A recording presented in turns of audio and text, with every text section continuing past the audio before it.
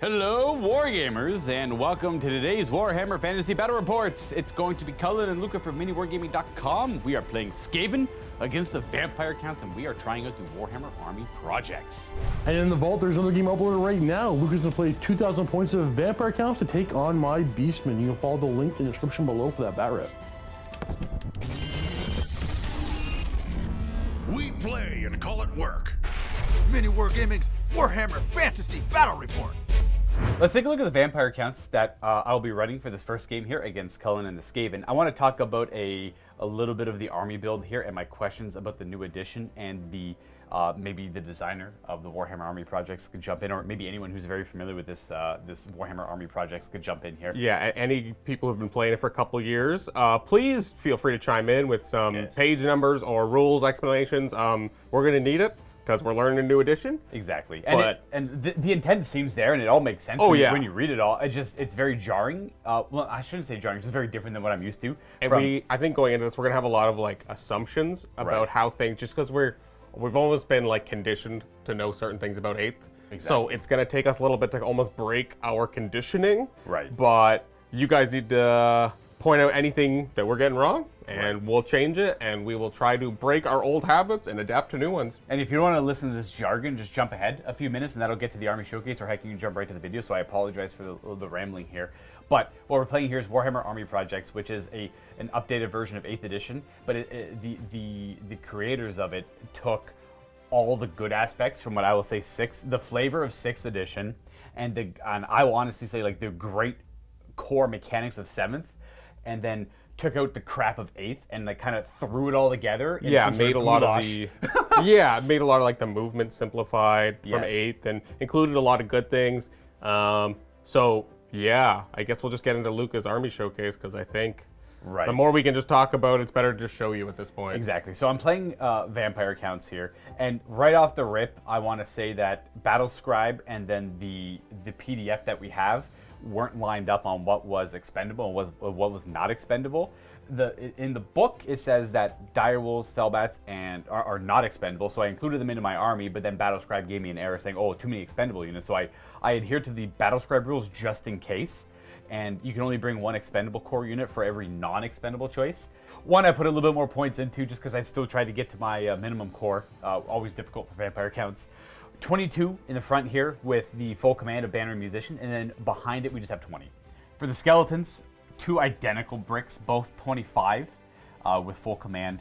Again, 25 with the Warhammer Army projects. I can only go as far back or as deep as I am wide in the front. I'm a big fan of that change. Brought a unit of 5 direwolves here. They're a lot cheaper in this edition. They're only 30 points. I was going to bring more, but again, they're labeled as expendable, so spamming them doesn't really seem like a feasible option. But I wanted to bring at least the one because I do like to block with them, or redirect all. Are they fast cav in this edition, or are they still? I have to double check that. They still have the Slaver in Charge rule, but I don't believe they're fast cav. They have Vanguard still. Okay, cool. And finally, for core, it was nice to see that the Fellbats were lumped into that category, but expendable, so can't just spam them. 2 units of 3. Well, we'll jump to special now. I'm going with I should say, Blood Dragon build, so I want a lot of cavalry, a lot of good elite infantry, as much as I could possibly get, I suppose. And here we have 8 Black Knights, and we have full command. No upgrades on anything, like magic item-wise. I just didn't have the points for it. You're going to be riding around with the White King. Got the Graveguard on foot, which is just the Black Knight without the horse. We are running 25 of them. I was going to go great weapons and like wide and like not as deep, but well, I was kind of lazy. I didn't want to take them off my train. I wanted to see how durable these guys are now with the inclusion of heavy armor, shield, with a 3-up, or actually a 2-up save.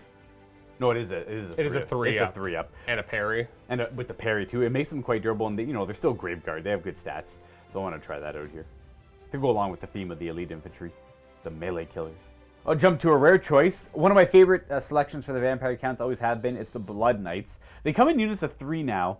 And I want to take a moment to talk about the Vampiric rule and the Undead rule and the intent of all of this. Vampiric has completely changed. They're still immune to psychology, they still cause fear, but they are no longer undead. Anything in this book with the Vampiric special rule does not have the Undead special rule, which means they are not unbreakable and unstable. That means they follow the normal rules for psychology breaking and all of that, but they're immune to the panicking aspect of it. So I'm very curious how that's going to play out in my future games with the vampire counts here. Do they also have the reroll to wound against them then? Yes, they do. So that's a new addition, which I had barely caught before this game, by the way, is that anything with a vampiric keyword, the opponent must reroll successful wound rolls against them with all attacks unless that attack is magical, flaming, or has killing blow in nature. So I think it's really, really thematic for the vampires. They're T5, and you have to reroll wound rolls against them with non-magical, non-flaming, all that attacks. I think it is very thematic, but there is a lot of other additions to this book that I think they nailed it on the head with how it works mechanically. It's a lot of like, oh, I don't think skeletons should be affected by poison, blah blah blah, but without it feeling overpowered because of how poison works nowadays. And I'm very happy with these rules all around. But there's a little blurb in the core rulebook where characters that are not unbreakable cannot themselves join unbreakable units. So my vampire lords and my vampire heroes, as far as I can tell, can never join one of my undead units. But my vampire lord in this case can join my blood knights. Or they run around on their own in a lot of cases, or on a bigger mount. And I think that's the intent. It's just very different than what I'm used to playing.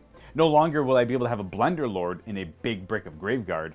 The White King can join them instead, and then the vampire can then just lead from elsewhere. Now, sorry about all of the rambling there, but I did take the Bloodkeep Magic Banner upgrade on them, which gives them a 4 board save against shooting attacks. So, with the vampire with them, that does make them ideally a little durable, because they have quite a few nice upgrades on them. Let's go take a look at characters. We're going to start with the General. He's the Vampire Lord. In the middle there. He's going to be on a Barded Nightmare. And we're playing Blood Dragon, so it seems fitting. He's like completely kitted out. I actually brought no magic items because they went in the direction of you can only mix vampiric powers and magic items up to 100 points. I can't do 200 points of, like 100 points of magic power, magic items and 100 points of vampiric upgrades. So I like that, by the way. That was always I think that's good, especially with like the Yeah. Lord limit changing. I think that would limit you a lot anyway. And some of these vampiric upgrades I think are a little ludicrous, so they trump, in a lot of cases, the magic items I would normally want to take. Other than the Night Shroud, which is always really good. But I didn't take it this game because I take that all the time, so I wanted to like shy away from that. First of all, I upgraded him to be a level 2. He's Blood Dragons, that's as high as he can go. Blood Dragon vampires, in addition to the normal vampiric rules, have martial honor. They must always issue and accept challenges, as they should. We went with a shield, full plate armor, Barded Nightmare. He's got quite a good armor save. And I wanted to try and skew into that a little bit too with the Blood Dragon vampiric upgrades. For him, we have Honor or Death, Might of Arms, Red Fury, Warrior Pride, and Heart Piercing. So these are all Blood Dragon upgrades. I took all 100 points in vampiric upgrades. So with Warrior Pride, he gets to reroll his armor save. So he's got that like crazy high armor save, which is rerollable. Red Fury got reworked, I think in a positive way, because it was a little powerful before. I'll explain that when that comes up. And then Might of Arms and Heart Piercing are reroll hit rolls and reroll wound rolls. Cool. And then Honor or Death is a 5-point upgrade. When it comes to a challenge, the enemy character to take on the vampire must take a leadership check before any blows are struck. If it's failed, he sets to weapon skill 1. So it's the old fear check, but there's no rerolls against this anymore with the BSB. So if you fail it, you just set down to weapon skill 1. It was only a 5-point upgrade, and I had 95 points on vampiric upgrade, so I figured why not? Like, I'll just take it. It felt like it worked out. He also has a lance, just because that's what he's modeled with. Now onto the White King. Went a little more basic on the White King. No magic items really, but I did want to bring a Battle Standard Bearer because they're a little bit better. Now for Undead, they reduce crumbling by D3 instead of 1 while nearby it.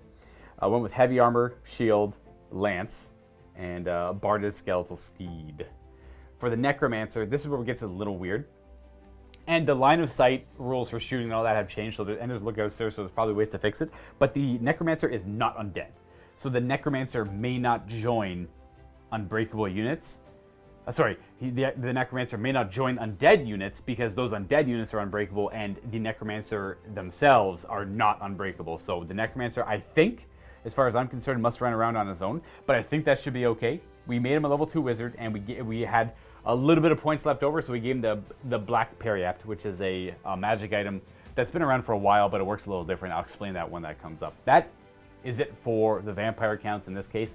And if we are playing anything wrong, I do apologize. It's the first time trying this out. But as far as my understanding is, that Necromancer must run around on his own unless he joins a vampiric unit, which in this case he will not be. I guess what I should say is I built my list, and then I read deeper into the rules and realized the interactions. So I could have brought him on a corpse cart, rearranged my list a little bit, but I can only have 35% Lord and Heroes. That means I would have had to lose my White King, and I think I'm just happier with this build overall. And here we have 2,000 points of Warhammer's Armies Project Dirty Skaven. So this is, I've played like one game with them so far. Did the Grey Seer thing. So now I'm going to try to get rid of my level 4, because apparently in Warhammer's Armies Project, you don't always need to bring a level 4. So we're going to try to use some Scryer magic with some Warlock Engineers instead of our standard issue Grey Seer, because you can also only bring one Lord. And then if I ever wanted to bring a Warlord, he would be my Lord slot. So we're going to try to squeak in a Lord and see if that's even doable in this edition. But before we get into the characters and stuff, we'll get right into our core. Of course, we got to have clan rats for our core. Now in WAP, they have brought back the clan rats. You can never have more core units than you have clan rats. So if I want to bring 2 units of storm vermin, I'd have to bring 2 units of clan rats. So that's back, and that was an old edition rule, I think from 6th. So I can never have more than 2 of another unit now that I have 2 clan rat units, but they're going to have full command. One is 25 and the other is 24. We're Skaven, so we got to bring our Skaven Slaves, which is like this is the biggest change here, I think, to how I play, because of you can never have more files than you do ranks than you do files. I can't bring those big bunkers of slaves anymore. So these are 20-man squads of slaves with musicians, 2 of them. Storm Vermin, where we're going to have 30 of them, and they're still going to have the Razor Standard, which is a little bit cheaper in this edition. The other different thing about Storm Vermin is they can actually bring hand weapon and shields. I'm not bringing them. I am bringing the traditional halberd for +1 strength, but it's cool that that is an option. On to my special choices. We got 2 units of Gutter Runners. They're each going to be 6-man units. We did not buy the Death Runner, but we did upgrade them to poison attacks, which, haha, won't matter for this game because Undead. But they also have slings. Right in front of them there is 2 units. These are also a special choice, and these are Plague Swarms or Plague Rat Swarms. So they're the normal swarms now that they've been changed to Warhammer's Army Project, so you'll see how that makes a difference. But they also have poison attacks, which also will make a difference in this game. But they're essentially 10 points more than the normal unit for the poison attacks rule.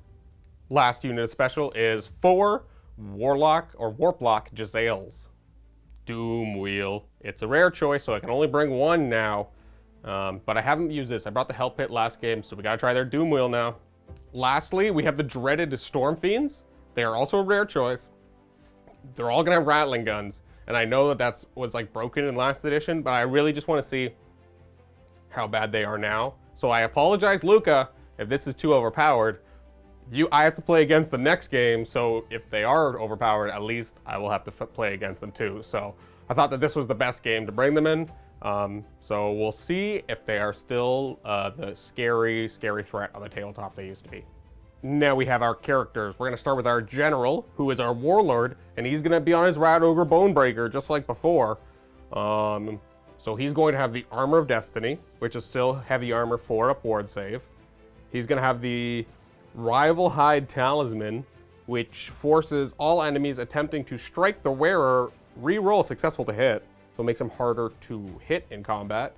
And then there was a sword that was a little bit too expensive, so I'm a little bit sad about that. So instead we have the Sword of Might for +1 strength, which is 15 points instead of 20. So it's a little bit cheaper now. But that is our Warlord General. Battle Standard Bearer. He's our chieftain with his medium armor, because he can't get heavy in this edition, and his shield. So I'm still trying him as naked as I did before, trying to keep him out of combat and just provide my leadership bubble for my, not great rat leadership. And then for magic support, we've got these twin Warlock Engineers. So we're gonna have one who's a level 2 and the other who's a level 1.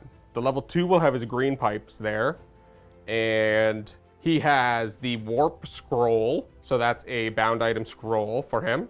And he's also going to have the Scryer War Gear, which is I think it's Supercharged Warp Power Accumulator. So that allows him to throw an extra die at spells beyond his normal, because he is a level 2, which means he can only normally throw 4 dice at a spell. So now he can actually throw 5 if he wants to.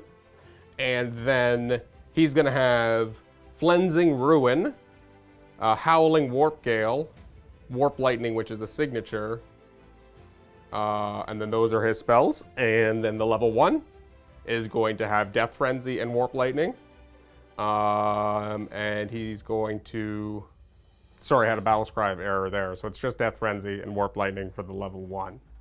And then he also has the Warp Energy Condenser, which allows me to channel an extra die for him. And then he's going to have the Eye of the Horned Rat, which on the beginning of every magic phase, I get to roll a d6. On a 2-up, I add a die. On a 1, I remove a die. So give me a little bit of extra magic boosting. That rounds out the 2,000 points of Skaven Warhammer's Armies project. I have no idea how it's going to be. So Luka, if it's bad, I'm sorry. You have to play it. And if it's good, well, I have to play against it next game. Okay, well, let's take a look at the battlefield. We're going to try and keep it simple with a battle line game. That's, we deploy across from each other, we meet in the middle line, and we clash. I just want to give a shout out to some of the terrain companies here that provided some of the terrain you see. The bigger pieces are, won't lie, it's aquarium terrain, painted up by Adam and Green Leaf Terrain. It looks beautiful, honestly. It looks beautiful. Like, the colors you use are magnificent. We have Terrainify for a hill. We got a hill over in the corner. We got some foreground trees just to spruce up the corners of the table a little bit. They won't be impacting the game too much. We have a little rock from Adam as well. And then some of the old Citadel kits for the Wildwood there. Which we'll be playing as Random Forest, by the way, so that's going to be Random Forest. This edition, you can kind of dictate what you want the woods to be for the game, but I always like the Random Forest. Especially because we're still learning, and it's a kind of swampy thing, so we don't know what these trees are yet. It could be anything. Right? That's the Necromancer's home. That's my lore behind this battlefield. Yeah, this is where the Necromancer hangs out, and the battle's been brought here, and he just kind of stumbles out of his home with his morning coffee, and he's like, oh gosh, no. Oh, dirty rats! Oh, no. I guess I gotta fight. There's my lord over there. Alright, get together, zombies, let's go. Kind of like Achilles from Troy in a way. Yeah, he just shows up a little late. Luckily, the battlefield's right at his front door. And then we have some of the old fences. The G-Dub fences. From the G-Dub. We're just going to be playing them as fences, so, -1 to hit and soft cover and all that good stuff. Yeah, we're going to go ahead and roll off to see who gets to pick a side and deploy first. Bam! I got a 6. Oh. Well, I'm going to deploy a unit first here. And there are subtle differences in the rules in deploying. Things that are, small in points.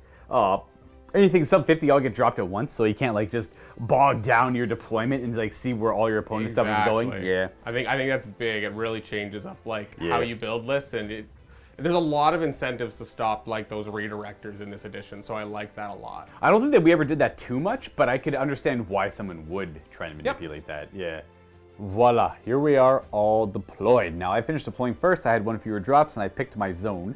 And I'll give you an idea what I went with. And we did figure out something about the expendable rules on War Beasts. That's just a special rule that War Beasts have that we weren't aware of. We were just kind of flipping through the unit types, and that answers that question. So if you left some comments down below, we appreciate it, but we got there. We got my zombies on my left. We got Fellbats trying to protect the Necromancer because he's not undead, which means he cannot join any of the undead units. So I gotta try and block him with block line of sight to him, and failing that, there'll be lookouts for him. Skeletons, Graveguard, Fellbats. We have our general deployed here with the rest of the Blood Knights extending this way. Zombies right in front. Skeletons, our White King with the Black Knights in the back, and Dire Wolves off to the right there. And then for Cullen, we have Storm Fiends, or Rat Storms to the left. We have the General in his Storm Vermin unit. And are these all clan rats, I assume? Sorry, it's slaves, clan rats, in back with the BSB. Okay, so slaves, clan rats, and then we have Jezzails with the unit of rat swarms, and then off to the right we have the Doom Wheel. And there was something, so I'll get +1 on my roll for determining who goes first. And for the spells, I brought 2 level 2, so I only have access to the first 4 spells in the lore. They both know Invocate because they're signatures, and they know the lore attribute.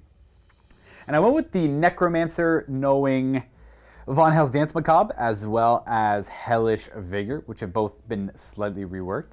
And then the Vampire Lord, who's level 2, will know Gaze of Nagash and Raise Dead. I'm going to do one quick correction on my deployment. I had room for the zombies to deploy 6 wide. I don't know if it's a good idea. I'm trying it out because there's a rule for uniformations in this edition, which is a very healthy change. A unit cannot have more ranks than it has files. So I have 5x5, which is legal. 5x5, which is legal. The zombies have a rule called the Newly Dead where they can be increased past their starting size with invocation, but you're still capped out at, if I had 5 wide, I can only go 5 deep, and that means I could have only added 5 zombies there and like 3 over here. So I deployed them 6 wide, which makes them more susceptible to enemy ranks hitting them and more damage, which is probably not a great idea, but whatever. Also, the Newly Dead makes them crumble 1 more. That was not a thing before, but now they always crumble 1 additional for the unstable rule. So I think, as far as I'm concerned, Cullen and I are ready to go. We're going to try this out and see where we end up. We're going to roll off to see who goes first. I get +1 to said roll. My man's roll off time. Wait, one thing. We had. Oh yeah, we got to talk about your same issue for you. For the exact same reason as Luka, when my characters joined my clan rat units, they actually displaced models to the point of being beyond size. And honestly, just because I don't have the trays for it yet, because I think we're gonna have to be building a lot different trays for this. I just took 2 clan rats because this was unit 24 and this was 25. So I would have known that the characters would have had to do that. So I made this with 23 and 24, which means I could buy 2 more storm vermin, and then it all worked out. It's an easy fix, yeah. Whereas mine, I just more of a reform on the deploy. So rolling off, I'll reroll. You get the +1 though. Oh, reroll. Okay, it mattered there. 7. It doesn't matter there. All right, I think I have to go first, or I could choose who goes first. I think I want to go second. Actually, I don't know. Well, I will look up if you get a choice. All fair. I think I'm just going to go first to keep it simple anyways, and we'll see how that goes for me, per se. I think it's, the way it states it in the scenario is to see which player takes the first turn. So I assume the winner of the roll-off then takes the first turn, but if anyone wants to prove me wrong in the comment section, be my guest. Yeah, I'm not opposed to going first or second. I think going second would be okay, but going first gets me up the field more too, because you don't want to push. You even if you were to go first, you probably just move them up a little bit, take some shots, and end your turn, and probably move that guy too. So I'm gonna go first anyways. So. Okay. Just to see, just to push forward and just weather the storm. Usually vampire counts are pretty good at weathering shooting attacks. We're gonna see how that works out for us, and we're gonna move forward. We have no charges to declare, no stupidities to resolve or anything like that. So we are going to simply move forward. I think I'm going to try and get the Necromancer behind the woods to get a little safe from the Storm Fiend shooting over there. And other than that, though, we're going to go on to remaining moves. My General's here, which allows all undead to march within 12, which is... Oh, I got to do a Vanguard. I'm going to Vanguard them there. I probably would have done that anyways if I was going first or not, because it's not like they're really in danger of getting charged by anything. I still don't know what I want to do with them. They don't block shooting as well as they used to. Because Cullen's going to want to shoot at the bigger, scary units in the back here. And they have a higher unit strength, so they're able to be seen. I mean, I guess they could have blocked the Graveguard a little bit, but oh well. The Graveguard will move forward 8, march forward 8. We're going to march these guys forward 8. Match the Graveguard. Match the Graveguard, just going up there. Boop, boop. We're going to use the Fellbats to fly. They get to march 20. They're going to go in front of. They can go a little bit further than this, but this should be adequate. Just protect the Graveguard a little bit, I think. Because they are of the same unit strength as the Graveguard. But I mean, I guess it doesn't matter against the Storm. The Storm Fiends have a higher unit strength, so they can see past unit strength 1. Regardless. These skeletons are going to go ahead and march. They're going to wheel a little bit. They're going to end up over here. I want to try and leave an opening for some of the cavalry to be able to sneak through eventually. We're going to end there. I think I want to... We're gonna march with those skeletons next. I'm trying to figure out the order of how I want to move things in. It's a little weird deployment here. Yeah, the skeletons are gonna go forward now and take up the woods. I'm gonna figure out what those woods are. Let's roll it up now. I don't want to. Oh, the same thing. They're fungal woods. Okay. Oh, but those are fungal woods over there. If anyone's curious. So it's the old stupidity. Oh, I mean, hey, that makes sense. The swamp is all one forest. Yeah, it makes sense. I like that. We got the same result. All right. They all march forward, move forward. The Necromancer march in that direction, staying within 12 of those zombies just in case. And then the Fellbats flew behind to try and protect. Now we're gonna march these Blood Knights on their Nightmares. They have barding, so they're a little bit slow. We're going to try and end up somewhere around here. All right, that's with the first move. Everything's starting to try and spread out a little bit. March them, but not quite their full move on both the cavalry units. I am going to move on to Magic now. Let's roll out the wins. It's very similar to 8th edition. I only got 4 dice. Cullen's going to get 3.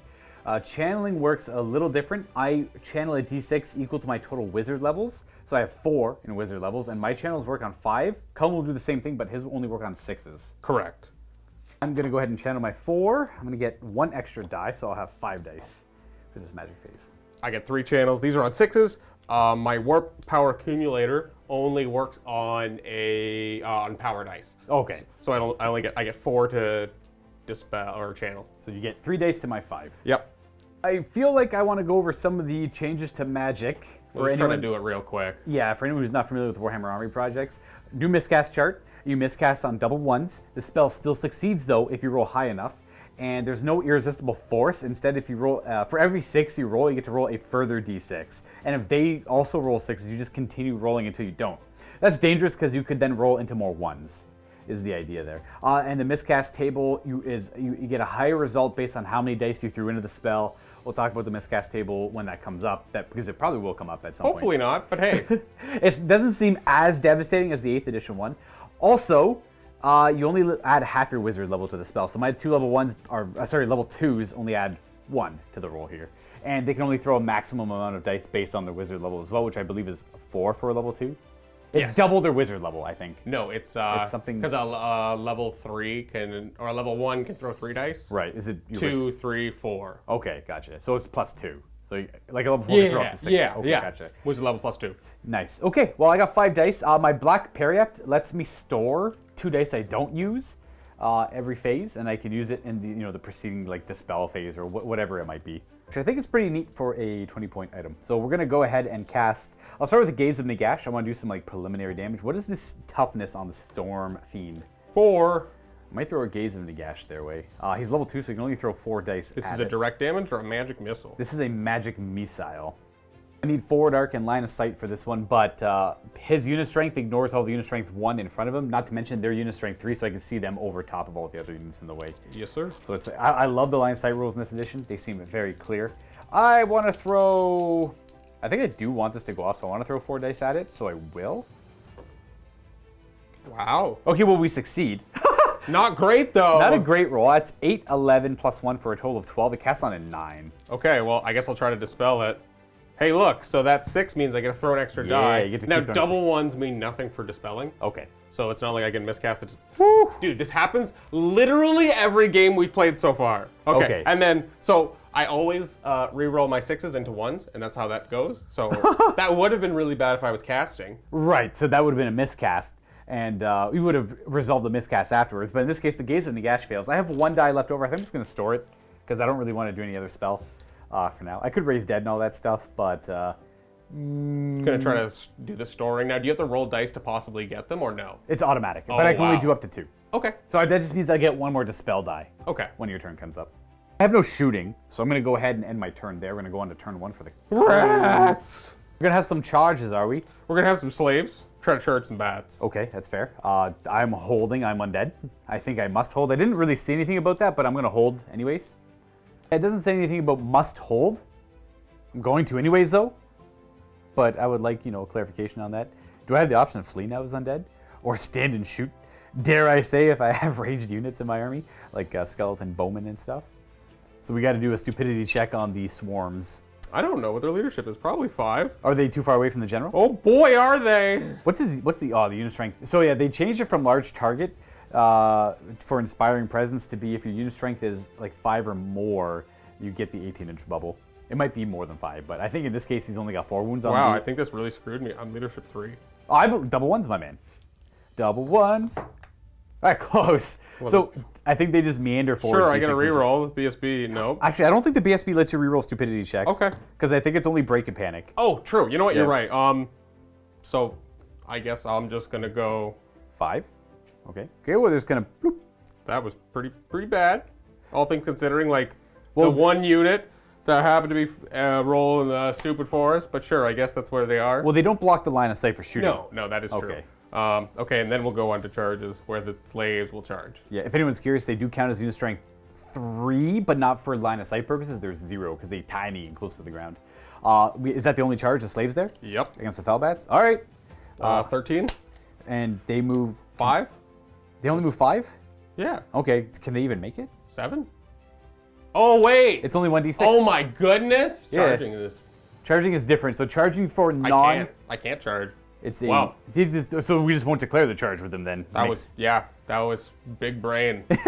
So if anyone's curious, charging, they finally addressed that infantry should not be able to charge up to 18 inches in some regards. The way charging works for non-swift stride things is if you roll 2d6, take the highest, and add your movement characteristic. So no longer do skeletons charge up to 16 inches. They only charge up to 10, which is like, they shouldn't go more than 8, but like 10 is still nice.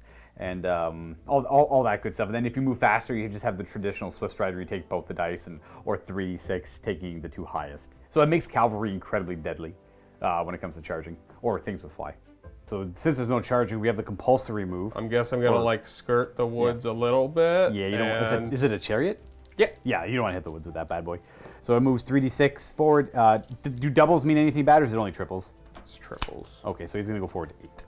Okay, he's gonna probably zap dogs when that comes up. So he ends up there. Then we have remaining moves for non-compulsory. Or compulsory, I can never remember. That's a compulsory move. That's non-compulsory, you can't control it. Compulsory moves, remaining moves, here we go. Storm Fiend moving away to try and line up line of sight against my Graveguard, and then the Swarm. It's gonna come like right on the, this is the dumb That's the dumb woods, yeah, this is one giant fungus woods. Well, I guess we're gonna go around the long way. I think so. But they can march, they don't suffer the rules that I do. Now for the shooting over here, the Storm Fiends, I kind of didn't consider the fact that skirmishers have to be an inch apart, so they don't block line of sight super well, because that one Storm Fiend's corner can draw a straight line right through the middle here. Yeah, I'm pretty sure that's how that works, unless there's something we're missing, but... It's one of those, like, I'm not too concerned about it. We're gonna let, because that Storm Fiend's corner can draw a line of sight to that guy's corner, that guy can do the same thing, so they're all able in one way or another to see the Graveguard, so they're gonna get lit up by some rattling guns. But they had to move to do it, so... Yeah. That's a thing too. But before that, we do have, and nothing else is gonna move. We're gonna hunker down as rats. And roll the winds of magic. You get also 4. Wow, they're ebbing and flowing today. Yeah. So we have a level 2 and a level 1, which would be 3 plus the additional die from the warp power accumulator. It just always gives you +1. Yeah. Okay, that's pretty good. On power dice. So 5s for 1 extra. So you're at 6. It's an extra channel. I thought it was an automatic extra die. No. It's an extra channel. And now I roll a die for one of my magic items. On a 2-up, I get an extra die. On a 1, I lose a die. Hey, look. Okay. Now I get 6 dice. Which one's that magic item? I'm just like, for me to know later. It's one. Okay, it's one of them. Yeah. So that's an Eye of the Horned Rat, which is the level 1 is holding. Okay, gotcha. Cool. So I get 3 dice plus my 4 channels on 6s. Nothing there, but I get the 4th die because of my my magic item, the Black Periapt. All right. So first up, level uno.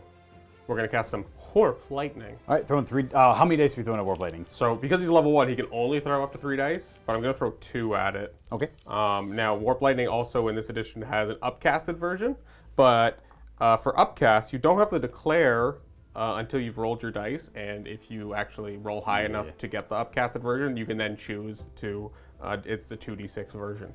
But I guess I have to tell you the target, which is going to be those bats. All right, rip bats. How many dice are we throwing? 2 dice. All right, 2 dice. I got a 9. Hey, look. Or I guess a 10. But we get ultimate power! Oh, what's the upcasted value? Well, no, ultimate power. I got the 6. Oh, very nice. So I got to roll another die. And look, it's a 5. I am not stopping that. You can warp lightning the crap out of those bats. But now is the question of does it go off? Because I get +1 to this, so that's a total of 15. Does it? Oh, the upcasted version. I get it. Okay. Yeah. So I need to show a 12 for the upcasted version. So, oh boy, am I. Oh, by all means, I'm not even going to try and stop that. So that means I'm doing 2d6 strength 5 hits with lightning attacks. Do it on. Bring it on. So how many? 4. Wow. They're T3, so you wound them on 2s. You do 3 wounds. That kills 1 base, I believe. And you die. You succumb to the warp lightning, and you're wounded. All right, what's the next spell? Okay, well, I just thought of something. So maybe I shouldn't have warp lightning the bats, but that's okay. The level 2 is going to try to warp lightning them. Aha! Yeah, you can see them right through the middle there. And we're going to throw 3 dice at it. Hey, look. Oh, big power. The 6 might be more. Make it 5 more, so it's a 10, 16, 17, 18, 19 to cast. So it's definitely getting upcasted. You can have it. Absolutely, you can have it. Okay, 2d6. 5. Dang it. And these wound on 4s because they're They do. They might be T4. Roll it up and I'll double check the profile. Okay. I think you're good no matter what. Okay, well, Cullen has informed me that the Warp Lightning has a rule that says it ignores all armor saves, so my 1-up armor saves will go to the wind. I'm going to throw dice to try and stop that spell. I don't remember what I got, but you got to roll an extra die. Yeah. My goodness, would I have protected them a lot more I'm gonna increase that to a 4 and roll this die. There we go. I think I stopped it. Yeah, you did. Yeah, okay, none of that nonsense. I can't really protect them better because I got a big unit strength. Well, there goes my dice out. You know what? Pretty much, I've got a black parry up 2 dice against that every time. That's brutal for these guys. Oof. So then our level 2, right? It's level 2, who's got the warp scroll. So he's gonna read it, and that's a bound item that casts a direct damage, 24-inch range, inflict a strength 3 hit on all models in the unit. If you suffer casualties, you panic. Okay, who are you gonna throw that at? I'm gonna throw it at your graveyard. All right, by all I know means. they're T4, but it's kind of better than throwing it at zombies. Makes sense. And it's a bound item, so I get to throw a free die at it. Okay. So In addition to the one you already have. Yeah. So a 5. did not. Oh, get was it? What does it cast on? 6? Oh wait, does he get his +1? Because it's a 6. He would probably get his +1. Well, you don't normally in 8, so I'll go double check. Doesn't go off. All right. Womp womp. Okay. Okay. Good. So I survived the magic. Actually, rather well, I should say. All right, for shooting, we're gonna start over here with the Doom Wheel because it's the easiest. It still does the 3 automatic hits. You're closer with your doggos, and we're gonna do artillery dice strength. 4. 4. All right, wounds on 3s. Zap, zap, zap. Kills 3 dogs, I assume? Yup. All right, we got... I'm just gonna... I forgot to move them last turn. People probably pointed that out. That's okay. 100% assume the Vanguard is their normal move. It's okay, I'm okay with their position they're in anyways. And Undead immune to psychology, so we're good there. All right, the Jezzails will fire next, and we're gonna have them fire at the Blood Knights. We can see them. We are drawing line of sight through this fence, Which is soft cover. so I'm gonna be -1. Yeah. But I didn't move, and over half range is not a thing. Long range is no longer a modifier. They're trying to make shooting a little more relevant because it was kind of pointless. Close range is a thing. Ooh. If you're within 4 inches, you can get close range Interesting. +1. But Were they hit yeah, on normally 4s being Jezzails, or they bump them up to BS4? they did not. So they'd be it's 5s to 4s hit. to 5s. What happens if they roll 1s? That used to be a thing before. Now I roll a die on a 1. Oh, it's the same roll before. Okay, so they all miss. 2 of them hit the fence. A couple of them are just off target. And we have the Storm Fiends. Which will do its shots into your Graveguard. Bwomp, bwomp, bwomp. Still multiple shots, 3d6 each. So they're all armed with Rattling guns. Yes, ignore the fists and the warfire. 9d6. Should be a good amount of shots. So they don't ignore moving and firing them anymore. But the long range doesn't matter. They do ignore multiple shots. They do ignore that though, yeah. Maybe 34 shots hitting on 5s because of moving there and firing. So we're gonna hit you on 5s. Good luck! Nice. Yeah, so the 1s might hit friendlies in the front arc, but there are no friendlies in the front arc, so we're just gonna go on to the 5s to hit. They're just wildly off target. It was 5 1s though. Oh, okay. Strength 5? Still very scary. 3s to wound. I got a few fails in there. And these are strength 5 armor piercing or just strength 5? 5 armor pierce. So They that's used to be reroll to wound, but we're not anymore. Okay, I can see why that'd be ridiculous. 7. 7 saves on my Graveguard.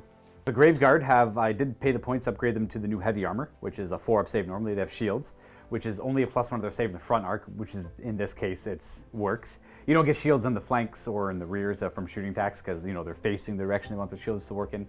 So they have a 3-up save, -3, 6 ups. So every 6 is a save Graveguard, not a single one. We do lose 7? 7, yeah. So you lose the back rank +2. Not that bad, honestly, but... With Invocate, I could bring back that much in one go. Right, yeah. If you weren't vampires, that would be a significant hit to a unit. Yeah, vampires, I've never been too concerned about shooting in the past. I say that now. With that, we have a conclusion. We have no combats to resolve. I have no panics to do, obviously. I'm vampire counts, and we're going to go on to my turn 2. I'm going to remember my dogs this time. I'm going to declare a charge against the rat swarms. Yeah. I'm curious to see what those 2 dogs can do. It's tough to say. It is tough to say. Actually, I think I'm not going to charge with them, now that I think about it. We are going to charge with nothing. Actually, we're just going to move. I think I want them just to go and... Can they block him or no? I can't remember. Because there's a new rule for unit strengths and what it can block and whatnot. I don't think 2 dogs can take on the swarms. If I had 5 dogs, I think I would do that. So we're going to go on to remaining moves. We are going to march the bats, I guess. They get to move 20. Nothing's march blocking them. You're gonna take up that position there, just to like get in front of the Jezzails is the hope and the dreams. I guess, yeah. Just because they can block with their unit strength, as far as I'm aware. We're gonna go ahead and march the rest of the stuff. Let's send the zombies and Graveguard forward. We're just gonna take up that awkward position. We are going to march them. They don't care about the woods being stupid because, they're immune to psychology. Move forward the skeletons with the march, and the necromancer will follow behind. Now he is unfortunately subject to stupidity in there. He's not immune to psychology. He's not undead. So hopefully that works out for him. And then the bats. The legendary bats, where do they go? I think they're going to fly, because they're not super great at protecting against fire. They're going to flap their wings in this direction. I just want to march them before I'm going to probably move and swift reform you. I got to march. I got to get them out of the way, because I got to swift reform the zombies a little bit, now that they're before I move the general. So I'm going to figure out where they want to go. I'm just going to roll the swift reform on the zombies, because they have the musician. And they're going to, I'm pretty sure a vampire lord is 9. I'll go double check. Is 10. I'm just going to go ahead and move them first and show you where they end up afterwards with the swift reform and the regular move before. Apparently, the swift reforms are automatic. I didn't need to roll that leadership there, so that's not a risk on this guy actually, anymore. The musicians, so musicians don't do that. You don't get to like re-roll. You get to re-roll your rally tests when you're fleeing. Oh, that's kind of, yeah, okay, I get it. All right. Where they're going to swift reform, we're going to swap that Blood Knight and this Vampire Lord because I want the general bubble near them.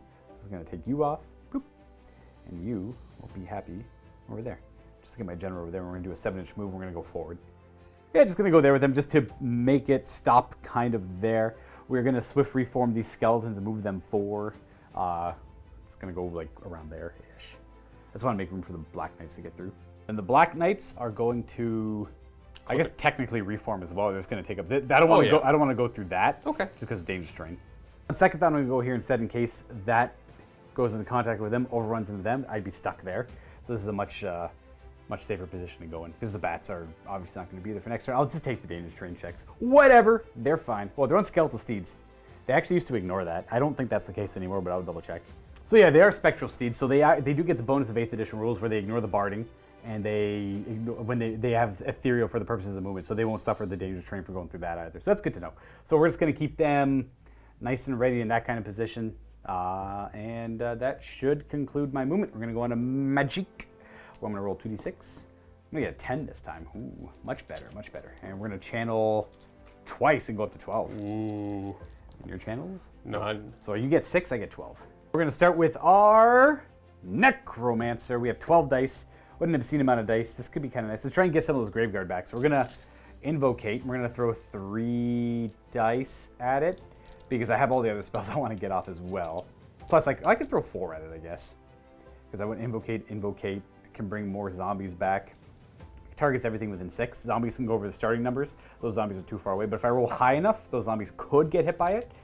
So we're going to throw 4 dice at it from his invocate. Okay, I gotta get more dice. So we get this explodey 6s. Oh, that's what we get. Okay, so we roll 11. We definitely got the bigger version of Invocate that'll hit all undead within 12. All that's gonna matter is healing the Graveguard and bringing the zombie, getting 2d6 plus 2 zombies in both the units as well. Cullen's gonna let me have that. So we're gonna bring back d6 plus 2 Graveguard. It's gonna be 5 Graveguard come back. And then it's going to be 2d6 plus 1 zombies because they have the newly dead rule. So it's going to be 10 zombies over there. I'll just leave that there for now. And then 2d6 plus 2, so it'll be 7 zombies over there. Bam. Bam. Getting reinforced. Curse of Undeath on the lore attribute got reworked. It targets undead units, and they regain 1 wound as if they were hit by Invocation of Nagash. So this unit would just get 1 more Graveguard back. So it's like plus 3 essentially. On the flip side, it only targets undead, so I can no longer heal Vampiric units with that. They have to heal themselves with the hunger, which is a little bit better, but not that great. Okay, I got 8 dice left. We're going to throw 2 dice from the Necromancer. We're going to throw 2 dice at Von Hell's, and this will let a unit do a regular move, but it cannot march. So no longer can Von Hell's let you do a... In fact, Von Hell's got hit pretty bad. It doesn't reroll hit rolls anymore. It just lets everything do a 4-inch move. Well, let's see if we get it. I mean, to be fair, it was crazy good. It was like a little too busted before. We actually fail to cast that one. That's okay. You don't lose concentration for failing to cast. It's true. He's done, though. His turn is over. We're going to throw 4 dice from the Vampire Lord at the Gaze of Nagash. Okay, not bad. Good roll. Okay, that's what we got. So we got 13, 15, 21. We're gonna Storm Fiends are the target for that. You know what? I think I'm going to throw 5 of my 6 because I know you got 2 left to possibly do something. So I'm going to keep 1 so you kind of are maybe forced to save those 2 dice. Right. Which is okay by me. Ooh, 8, 9. I wonder. I think we did. Not quite high enough to dispel that. So we're gonna throw 2d6 at that. It's going to be 3 hits. Not too bad at all. T4 on them. Yeah. They are wounded once at a -1. Medium armor, so I got a 6-up save. Oh, Hey! naked. No damage at all. Wasn't that big of a deal. And then we're gonna store these 2 dice in the artifact. All right, fine. I should have thrown my 1 dice at it, but it didn't make a difference because I didn't get punished. I need to save against this stupid warp lightning, so I need as much dice as I possibly can against that wild spell against them. That there is my turn. We're gonna go on to turn 2 for the rats. Charges. So we're going to start with these slaves charging those bats. Oh, they're gonna hold. Okay, well, so that's happening.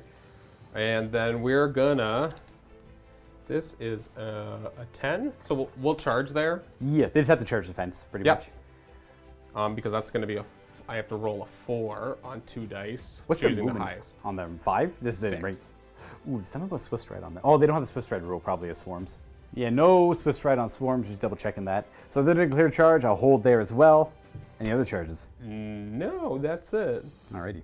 Oh, by the way, sorry, the Gaze and the Ash spell went off, so I do get 1 more Graveguard back for the lower attribute. Lame. Boom, ending a charge like that, resolving the charge like that. They obviously can't close the door to me because the other unit preventing that, so I just finished. Not to mention, I have a higher unit strength than you, because you're. I'm unit strength 6. Okay, So so- if I was less than 5. I see, it's less than yes. 5. Okay. Yeah. And you are 6. Yeah, because they're 2 of 3. And then these guys got to roll up their charge. I need to do a 4. That's Hey, good enough. So they're gonna come on in, and I'm just gonna they're gonna scrunch together. I will get a negative for fighting at the fence, but hey, whatever. -1 to hit. That should be it. We have this guy is Oh, look, we know what we're doing. Boom. Don't roll a 1-1. Oh, he is in it to win it. Boom. Doggos. He still shoots, right? Yeah. If he's engaged, gotcha. And then we have remaining moves.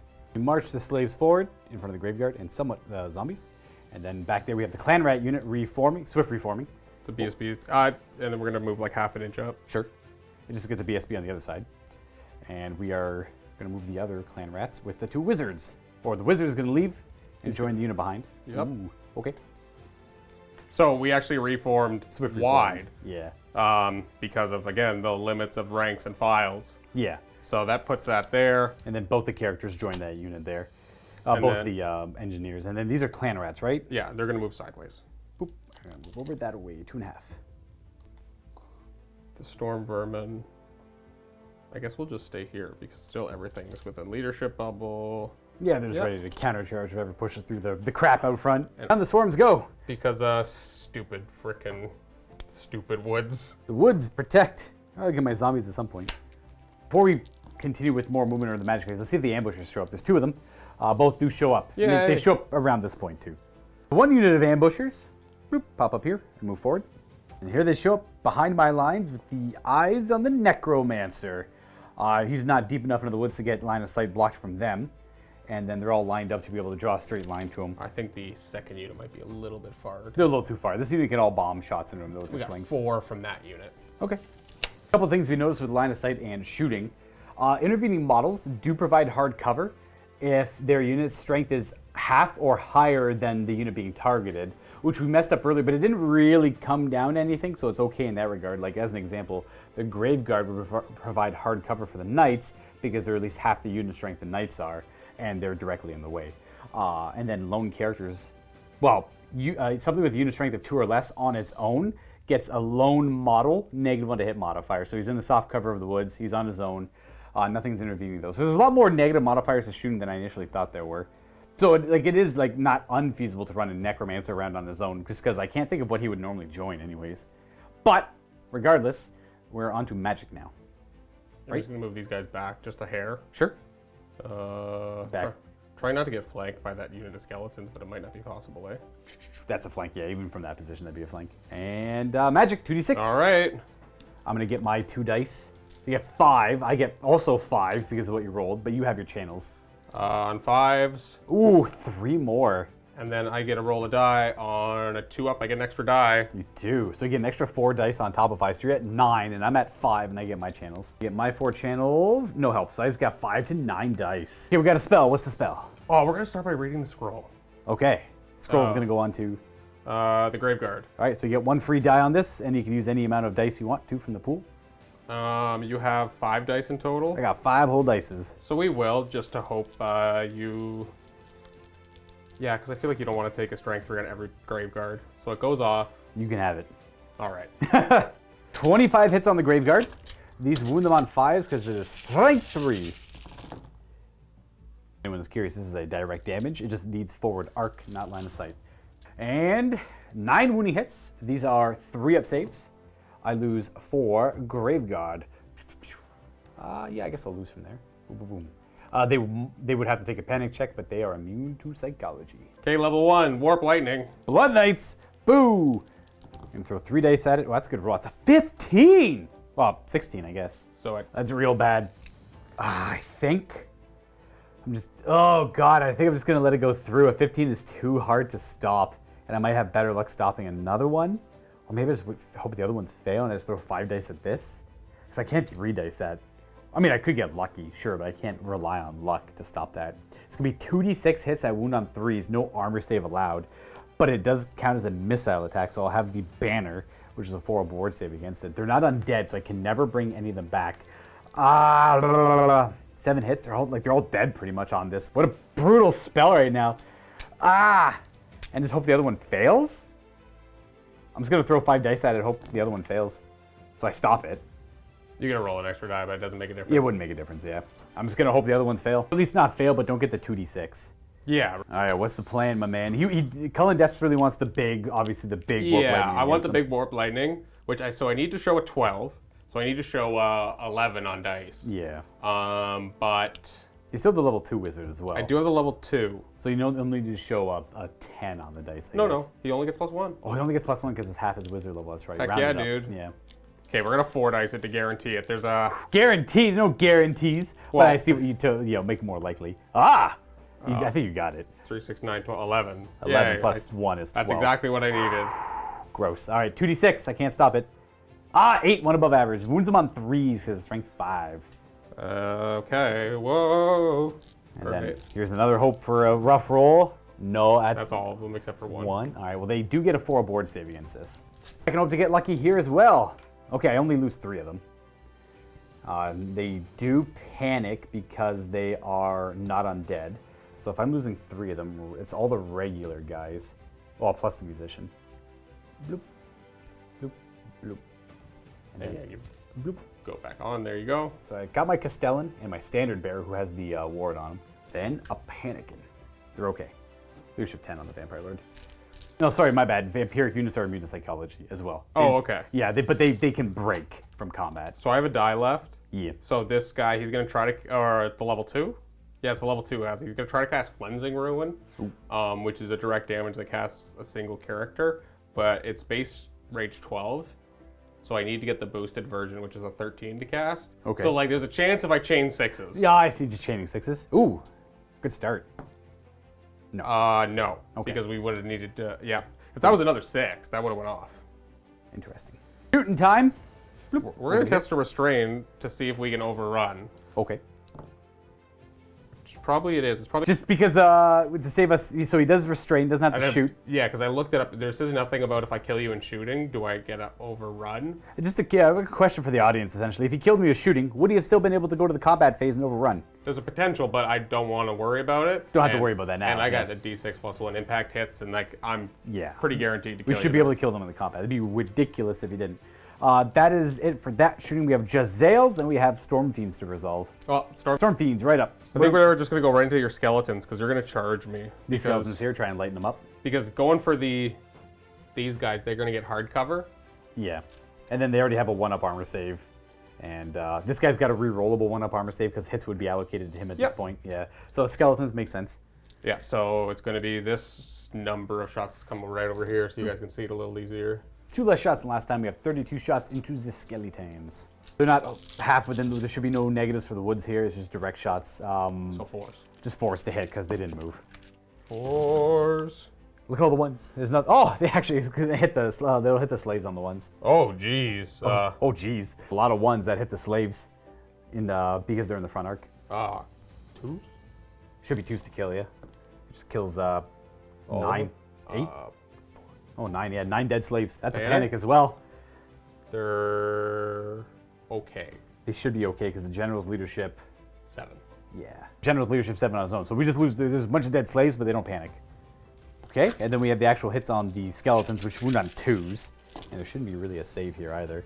Oof. 4, 5, 10, 13. 13. They only have. They have a. Strength 5 armor piercing. Yeah, they have medium armor now. So Plus that's 1, 5 so up. so they're dead. Six Yeah, or no save at all. yeah. They need a 3 up or a 6 up. So how many 13 die? So to this guy. Yeah, we're just gonna take out the command because the fake command because they're not supposed to really be there anyways. So that's 3 plus 5, so that's gonna be 8.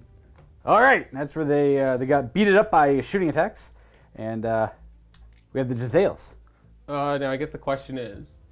We're gonna go to the Jezzails. We're gonna pop shots at the Knights. They can all pretty much draw a line of sight to this guy's got to double check one thing. You can all see by just measuring a straight line to this guy, and they don't block line of sight because they're unit strength, but we do have the fence in the way, so it's going to provide -1 to hit, plus the range. No range, it doesn't matter. So there's -1 to hit. 5s. 5s to hit. Isn't there one more of them? No, he can't see. Oh, he literally can't see because, yeah, he has to go through the bats and all that. So we have 1 hit. So one more shot. There's 1 more shot, and it misses. Okay, so we got 1 hit, strength 5 or 6. Not that. Strength 6, so it wounds, and we make our save. Okay. They have a 2 up. Because it should be -4, so No, it's minus. It's my armor piercing. So 4, 5, 6 armor piercing. Yeah, you're good. Yeah, we're good. Then we have to resolve these guys, the gutter runners. Yeah. So if we fired that, it's going to be a lot of negatives. He's Yeah. -3. He's soft cover for the woods, moving, and he's also a lone model. So -3 to hit alone there. And they all have range. Not all of them have range on them also. Starting with this unit, slings now are multiple shots to only if I don't move.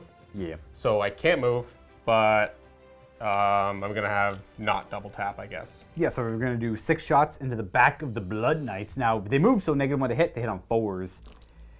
We have, quite a bit of hits. We have 5 hits. Now, these are poison attacks, which work against vampiric units because they're not animated constructs like the rest of the undead are. So it's going to be wounding on 4s because it's strength 3 to T4. Oh, we have to, allocate the hits, though, right? Oh. Yeah. So I gotta look up that might have changed a little bit. So it hasn't changed really at all. It's like it's 1 hit on every model, and then I can't put a second hit on another model until everyone has 1 hit. So I'm gonna go 2 on the Lord and Yep. one on each Blood Knight. Okay. Also, let's see if they wound. The Blood Knights get wounded on 4s. We get to re-roll any successful wounds because they are vampiric. So no wounds on them. And then the Lord is 5s re-rolling successful wounds. So he toughs it out because he's a higher toughness. Oh. On 4s because there's nothing really in the way. And then it's going to be the same thing. 2 on the Blood Knights, 2 on the Lord. Blood Knights on 4s. Reroll the 6. Okay, we have 1 wound on them, and then just do the Lord, who is 1 wound.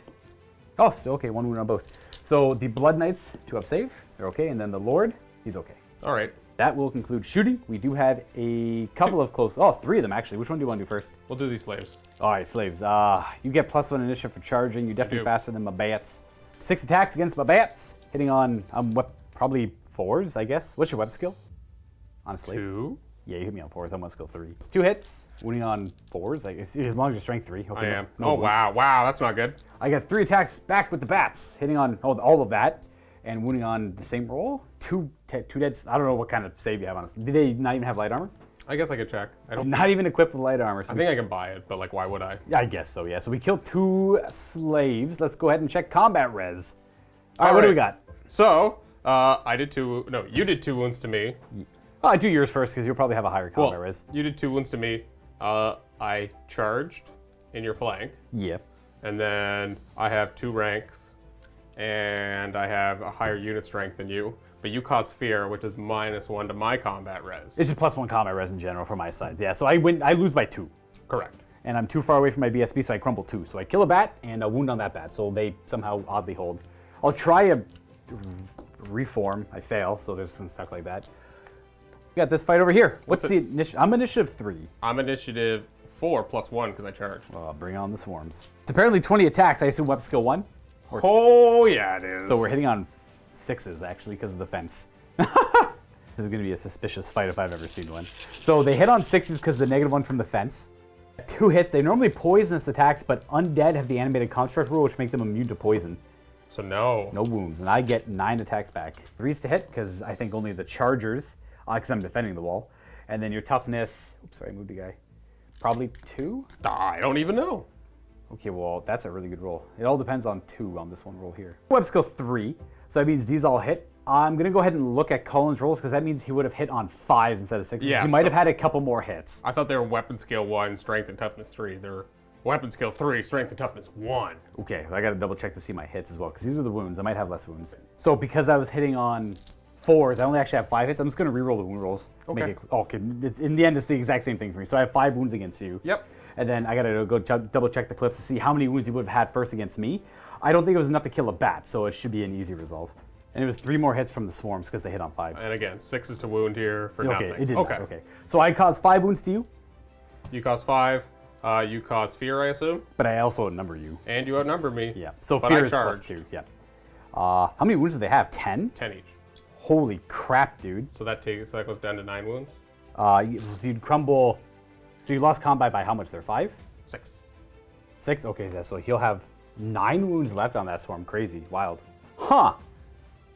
I guess like Cullen just said he's paying 60 points from that. That's as much as my zombies are, so I get that. And I guess okay. like that probably wasn't my best charge, but it could have done something. And like if you weren't undead, it probably would have been a lot better. Yeah, well, it also blocks them there too, which is nice. Oh yeah, that's This fight over here, we have impact hits. D6 plus Nice. I 1. just remove them hard. Okay, There you go. all right, let's go. 2s to kill. It's only strength 5. Got him. We get to overrun. Can you make it? 7, 8? Ooh, probably. I don't know. It's tough for you. 8? No, Luka! I get the charge against you. Beautiful. That's actually massive. That's very good That's for me. really bad. Kind of looks like you needed a 10 because the extra inch would have like quarter inch. Well, right? then it would have been 9. Oh, does it just count the extra? Like it just nullifies the half an inch? Then it would have been an extra 2 inches. Yeah, it would have 7. needed an extra 2. Yeah. Not 3. Yes. So you went 8, would have needed 10. We're good there though. So that's where they end up, and then I think we're done. We are. Yeah, that was a little. I was hoping to do a bit more there. I get that. I get that 100%. We're done in rings on this round of my 3rd turn, and we're gonna see what I can resolve here. I suppose. You have some charging. They will declare a charge there. I assume you can, Yeah. I assume you can only hold. They'll charge. We're gonna go with the zombies declaring a charge against those slaves. Sure. And then these blood knights are gonna declare a charge against those rats there. Sure. And then the graveguard. Oh, I guess you could flee and all that stuff though. You can still redirect. Yeah, but gross. That's actually fine. I'll declare a charge on them as well. Would you like to hold or no? I'm not going to declare a charge with them. I'm just going to stop there. I think is the best call. If you're holding against them, I mean, because if they could charge there, they could overrun with the charge. Unless you want to flee against them. But then that means the Graveguard are probably going to go for the Storm Fiends. Yeah, that's it. I'm not going to declare a charge over there. I just want to walk them in front of the Storm Fiends to provide hard cover, I guess. And see if shoot my skeletons, please, is what I'm hoping for here. And then the Graveguard are not going to bother charging. I don't think is the flee makes things difficult. Nah, the Graveguard are going to hold. Yeah. I'm going to roll up the charges. I know these guys can't fail. So we're just going to... What do zombies move? 4. I'll double check, but they're going to end up like that. The stupid spikes are prevented, though. And then the Black Knights are going to hold there. These guys, what do they need? It's 9 inches away. Oh, gross. Well, they make it with the 6. Yeah. Boom. Charging in like that. These guys can't really flail. They actually throw 3d6 and take the 2. I'll just take the 7. That's fine. What I'm going to do is it's going to end up like this. I'm just going to take them off the tray for now because there's no point really having the tray. So it's only 1 in contact. That's okay. I can make way with the vampire. Oh, no. That's how that's going to end up. And then we are on to the remaining moves here. So we are gonna mark. What's the difference to march block now? Oh, it's the champion can tell them to ignore the march block, right? Oh, we're gonna attempt that. He's gonna try to march the skeletons. They may march because general nearby, and they're just gonna go right up to the Storm Fiends. Boom. I forgot he's got a stupidity to do. He's fine. Because he's in the fungal woods. Necromancer's going to move there, not a full march, because the zombies can't march, so they're moving up forward. The Necromancer's going to stay within 3 of them, but hide in the woods a wee bit. And then the Graveguard are going to Shuffle? sidestep to about there. Okay. Yeah, that should be okay. And then the Black Knights have to figure out what they want to do. With a swift reform, went forward 4, wheeled 3, ending up there. Not a great spot to be in, but it's a spot, I guess. It's something. Rat's blocking there, because the plan was for them to move forward and them to just march through it as well, just to get in some effort on this force. But the Rat Swarms were huge. So we are going to go ahead and go to Magic, I guess, because we're done moving. This will give me 8 dice, plus some channels, 1 more die, so I have 9 dice. A fun little fact, Blood Knights do not have Frenzy anymore, which is nice. Actually, that's a good thing. I hated Frenzy on them. That was bad. That's where they're more like just proper vampires on horses. They're not like consumed by bloodlust. So we have 9 dice. Cullen's got 3 channels of his own. Cullen's gonna have 5 unless he rolls some 6s. Oh gosh, he's got 7. Heck yeah. We're gonna roll up an Invocate. We're gonna throw 3 dice at it from the Necromancer. We got it. 8, 9, 10, 11. The 6-inch version will hit those 3 units around. That's D6 plus 1 models back. What level are you? 2, so it's only up 11, right? 8, 9, 10, 11. Didn't you say you needed to get a 12? I need a 12 for the 12-inch bubble. Oh, for the big one. I realized the 12-inch bubble wouldn't matter, though. I'm not hitting anything within 12. They can't get affected by it. They're not undead. They are vampiric. Time to stop this one? Yeah, I think you gotta just try to throw 3 dice at it and match you. Well, you do. You stop. You don't even have to keep rolling the 6s. No, I will, though. Haha. Nice. There you go. All right. Then we are going to throw 3 dice at 4 dice at Invocate from my Vampire Lord. Ooh, we got a 6. Roll a 1. Ooh, no. So we got 10, 15, plus 4. So we got the big version, which will hit everything within 12, which will be the zombies, the skeletons, and the Graveguard. And I'll have 2 dice left. We have a conundrum here. All right, so thought process. Yeah, Luka rolled decently well. I got 4 dice. There's still a chance, like 1's a 6, 1's a 1, so there's like 50-50, I'd say. Like you rolled higher than average. I did. I rolled a little bit higher than that. So like I'd have to roll higher than average on my 4 dice to stop it. But if I don't throw my dice, then they're wasted because I just put these into the artifact, the Black Periette, and then Cullen has no dice. But if he chooses to use dice to stop it, I might throw these dice at a magic missile or something, which is like the mind game of the artifact, right? It gives me the flexibility I enjoy. I think I'm just gonna go for it. Just try and stop it. I didn't. 10, 12, yeah, no, this is almost 20, or it's like this is exactly 20. So it does go off. That's gonna heal the Graveguard pretty much back to full. So the Graveguard are. I hate this. They go back up to full. The skeletons are gonna gain 4 models because it's 2 plus the wizard level. But I'm gonna use the lore attribute to make it 5 skeletons come back. Okay. The zombies as well. Actually, I gotta double check that. The zombies are within 12 of the general, so we're gonna get 2d6 plus 2 back. But I can't go higher than 6. I can't have more ranks than files. So you get 4? I can only get up to 4. Yeah. If I reformed them 7, I could have had 1 more rank. But I mean, let's not get ridiculous here on zombies, right, guys? So that should be it because they're at full. I can't like add a free model to it. Oh, those zombies! No. All right, 2d6. So that's gonna be 7. Yo, plus 2. why you say no? This is your own army, man. Sometimes I hate like when the zombies get like this. How many is that gonna be? Is that gonna be 1, 2, 3, 4, 5? Well, I can do a lot more. Yeah. You need another rank. So 7. So 9 zombies back there. Can't get any more than that. So I lose 1 out on there, but that's still a pretty big unit. Okay, I got 2 dice left. Do I try and get a 7 plus on the dice, or store them because I want to get the magic missile off. It didn't work out. I'm just gonna store them. Hypothetically, I'm gonna roll it though. Yeah, all right. So I'm gonna store the dice on the Necromancer. And that is it for magic. We're gonna go on to shooting. We're done. We're gonna go on to close combat. We're just gonna start with this one because I want to get it done and over with. You go first. No more -1 to hit. You hit me on 4s because you're the same web skill as me. You was 5s last time. Oh right, yeah. 4s. Oh, hello. That's a good roll. And then 6s. 6s, yeah, because they're strength 1. Ooh. Hey, come on. We are immune to the poison. We have 9 attacks back, also hitting on 4s. 6, 7. And I hit on 4s. And you're T1, so I went on T1, was it? Yeah. 2s. I do 4 wounds. Yeah, I guess.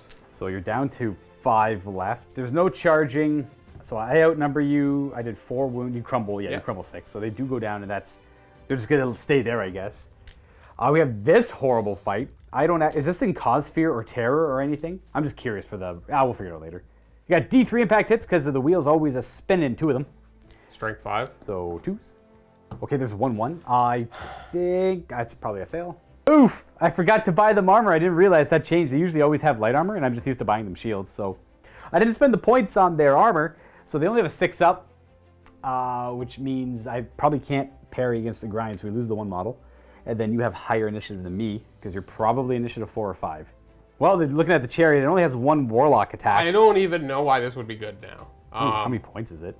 It's like 100 and something. It's a rare choice. So it honestly seems like quite bad now, if I'm going to be perfectly honest right now. It lost the 2d6 giant rat attack. Now, they were only strength 2, so it never was great. But now, how do I win combat, especially if I don't charge? Because I get, oh, look, I 1 attack missed?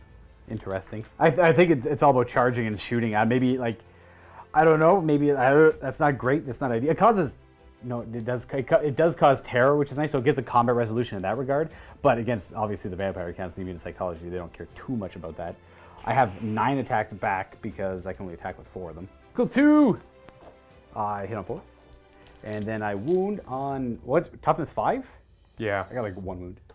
Yeah, I only get the 1 wound. 4 save. No damage. All right, so I charged 3 ranks. And you outnumber me. Banner. I do outnumber you, but the fear won't kick in here. I win combat by 5 because he causes terror, so he's immune to my fear. I did 1 wound, so. Yeah, that was the 1 wound. Wow. Yeah. Yeah, this seems awful. This is really bad. This seems familiar though. Like I've always beaten this thing with skeletons in the past. No, I know, but like Yeah. it's not this bad. This is like you're right, it's not this has particularly- no chance. As opposed to it had like, so you're right, it had somewhat of a chance before. You know what? Like it can hold for 8 turns. This can't even hold for a single turn. Oh, you gotta do leadership. It might pass double ones. Oh. Lost by 5. Oh. Okay. Yeah. Sure. Lost by 5. He's gonna break. I will pursue, I guess. Double ones doesn't automatically stay. No. Oh. In this case, it does because I'm 7. Okay. -5 is double 1. So. I will pursue that far. And then you give. Well, what'd you roll on your 3d6? Is it less than that? I think so. I don't even remember. So I gotta go to the 11. Ooh, something like that. Boop. And then yeah, I only rolled 10, so I do catch it. There's a whole new resolution to this based on the unit strength. If I have a unit strength of 10 or more, I completely wipe it out. Pursue the distance I rolled. If I had less than that, I'd only cause a wound and I'd chase. And there's like a whole different. It just makes it so like little rat swarms. And well, I guess not rat swarms, but like little units can't catch a big unit, which is a nice change, I suppose. Those things couldn't because they're unit strength 9. Yeah, you're right, exactly. It's like less than 10, so they wouldn't be able to catch a horde, for example. They could do like 1 damage to it based on their unit strength. And that is it for that fight. That obviously worked out really well for me. I'm going to do this fight here now, I guess. We have 1 impact hit, but we have to move first before the impact hit. I only got the 1 guy fighting. But cavalry get impact hit now, equal to the strength of the mount, which is in this case a 4. So we don't hurt anything because they're nightmares. And then the vampire will definitely go first. I have no idea how many attacks a blood dragon has. 5 attacks still, weapon skill 8, hitting on 3s, but we have the upgrade to reroll hit rolls. And wound on 2s. And we have the upgrade to reroll wound rolls. So we kill 5 rats. And then the Quick blood. Red Fury will kick in. It caps out at 5 now, so it's hitting on 3s, rerolling, and wounding on 2s, rerolling. So it kills 10 rats. Oh, 9 rats die. So there's like, what, 2 rats left? And then combat resolution, I think they automatically break, I assume, but boom. And then slaves have a weird... Hey, that was hit and that was a wound. Oh, you get to fight back, my bad. He's got a 2-up reroll will save. He's okay. And boom, they break. And I guess I'll just I'll pursue and overrun, but they have a weird rule about breaking. So Skaven flee 3d6, like they flee with swift stride. Okay, so they just take the 2 highest? Yeah. So they go 8, and I also have Swift Stride. I'm gonna run through their own unit. Yeah, so slaves, they flee, they're gonna pop through here, they're gonna hit this unit, then they'd be removed from the board, so they do, but before they're gonna do d6, of course it's 5. Strength 3 hits to my own unit. Forced to hurt them. 2, but they have a save against this. It's only strength 5s. 3. It kills 1 clan rat. And then I have Swift Stride, so I will pursue 8 inches, which might not hit the unit. I go forward 8. Yep. 8, so they go, yeah, they count as a charge. They overrun it. Okay. Boom. And then that's it for that, and we have this fight to resolve over here. Rats go first, for sure. Zombies are super slow. 6 into your zombies. You hit them on 3s. What, you have skill 2? Yeah. Yeah, you hit them on 3s. And wound them on 4s. You kill 2 zombies. Kill you, and you. We'll just fix it afterwards. And then we got 4 attacks into the bat. Yeah, he's weapon skill 3, so we hit them on 4s. And that is a dead bat. Because I assume the slave is still faster than the bat. So pull that bat out, it's 1 wound. And then I have 4 zombies attacking back for a total of 8 attacks, which hit on, unfortunately, your weapon skill 2, so I guess I hit on 5s. Yeah, so slave, 5s to hit with my zombies. We got 2 of them, winning on 4s. So I killed 2 slaves. All right. So combat res is I charged, I killed 2, and I have 3 ranks. But you killed 3, and you have 2 ranks. But I do outnumber you. I cause fear, and that's an additional 1 because I outnumber you. So I win by 4 because that's how the new fear works. I do outnumber you, right? I do outnumber you, yeah. So they get to use the general's leadership. Do they still get the strength and strength and numbers? Yeah. So 7, 8, 9. 9. That's good. They hold. Very nice. He's looking for a 5, and he rolled a 4. So you are passing. I'm not going to bother reforming. I'm just going to stay as is. And that's You it. won everything. I won all the fights. I am the best fighter. We're going to go on to Skaven turn 3, where they're going to have to really put in some work. No charges. All right, so that's going to go right on the remaining moves then. Yeah, I guess. Oh, goodness. Look at that. Boom, marching there with the Storm Fiends. You are able to fire into unengaged arcs of enemy units if you're within 4 inches and that unit has a unit strength of 5 or more. In this case, their unit strength 6. So this is fully legal. For that, what's next? General's unit swift reform. Oh, wait, I don't have the You don't need test. to roll it, yeah. Are they going to challenge the Skeletons? Yes, they are. All right, getting nice and close there. If reforming, moving backwards. The rat swarms. Right behind the zombies. They're going to opt to stay here so they could double tap their slings into the back of the Black Knights. And Magic, 2d6. Okay, 11, jeez. I got 6. I get an 8 because of the black period. There's 2 additional, and then So we got 13. I lost a die. Okay. Okay, you're back to 12 then. That's the one relic that if he rolls a 1, he actually loses a die instead of gains 1.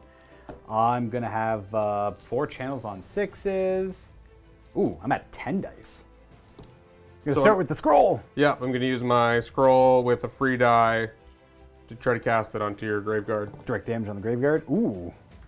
Well, by all means, keep going. I will not stop that. That is all yours. So it's going to be 25 hits on the Graveyard at strength 3. These are 5s to hurt.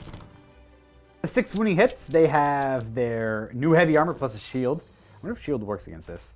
I'm going to say no, probably. I got to go look at shield, so 3 probably fail. I do not get the shield saves because it's only +1 against missiles from the front. So this is obviously not a missile, it's a direct damage. Which makes sense. I'm happy to see that because I always thought it was weird you got like bonus saves because the shield's against like a fireball or something. So we are losing 3 Graveyard. Blah. Do Flensing Ruin. I'm going to 4 dice it. I need to upcast it, so I need to get a 13. Okay. Because if I don't, I just can't target it. Well, I guess I could target a single model. I have Which yeah. nothing is within 12 that's not in combat. It's the direct damage. Yeah. Yeah. So we're going to go for your White King is what we're trying to go. And we got... 7, 8. That's 14 or 13. You want 13 for the big cast? Yeah. This is a direct damage, kind of like a D3 strength 6 lightning attacks against your... lightning. Well, we all know that lightning ignores freaking armor saves, so I gotta stop that. Ooh, 5 dice this. Well, I could keep rolling 6s, but I think I already stop it. Look at that. Boom. Leave my White King alone. Level 1 will cast Warp Lightning. 3 dice in it. Boom. And you got a 6. And it's going to keep going. 3. All right, nice. 5, 10, 16. That's the big version. I assume hitting them. Yep. Gosh. I'm just going to... There we go. Oh, wow. That's a great roll. I'm not going to bother with that. All right, I'm going to do it again for my level 2. Yeah. Ooh, miscast. And it doesn't go... Oh, wow. Okay. What's the value of it? 5?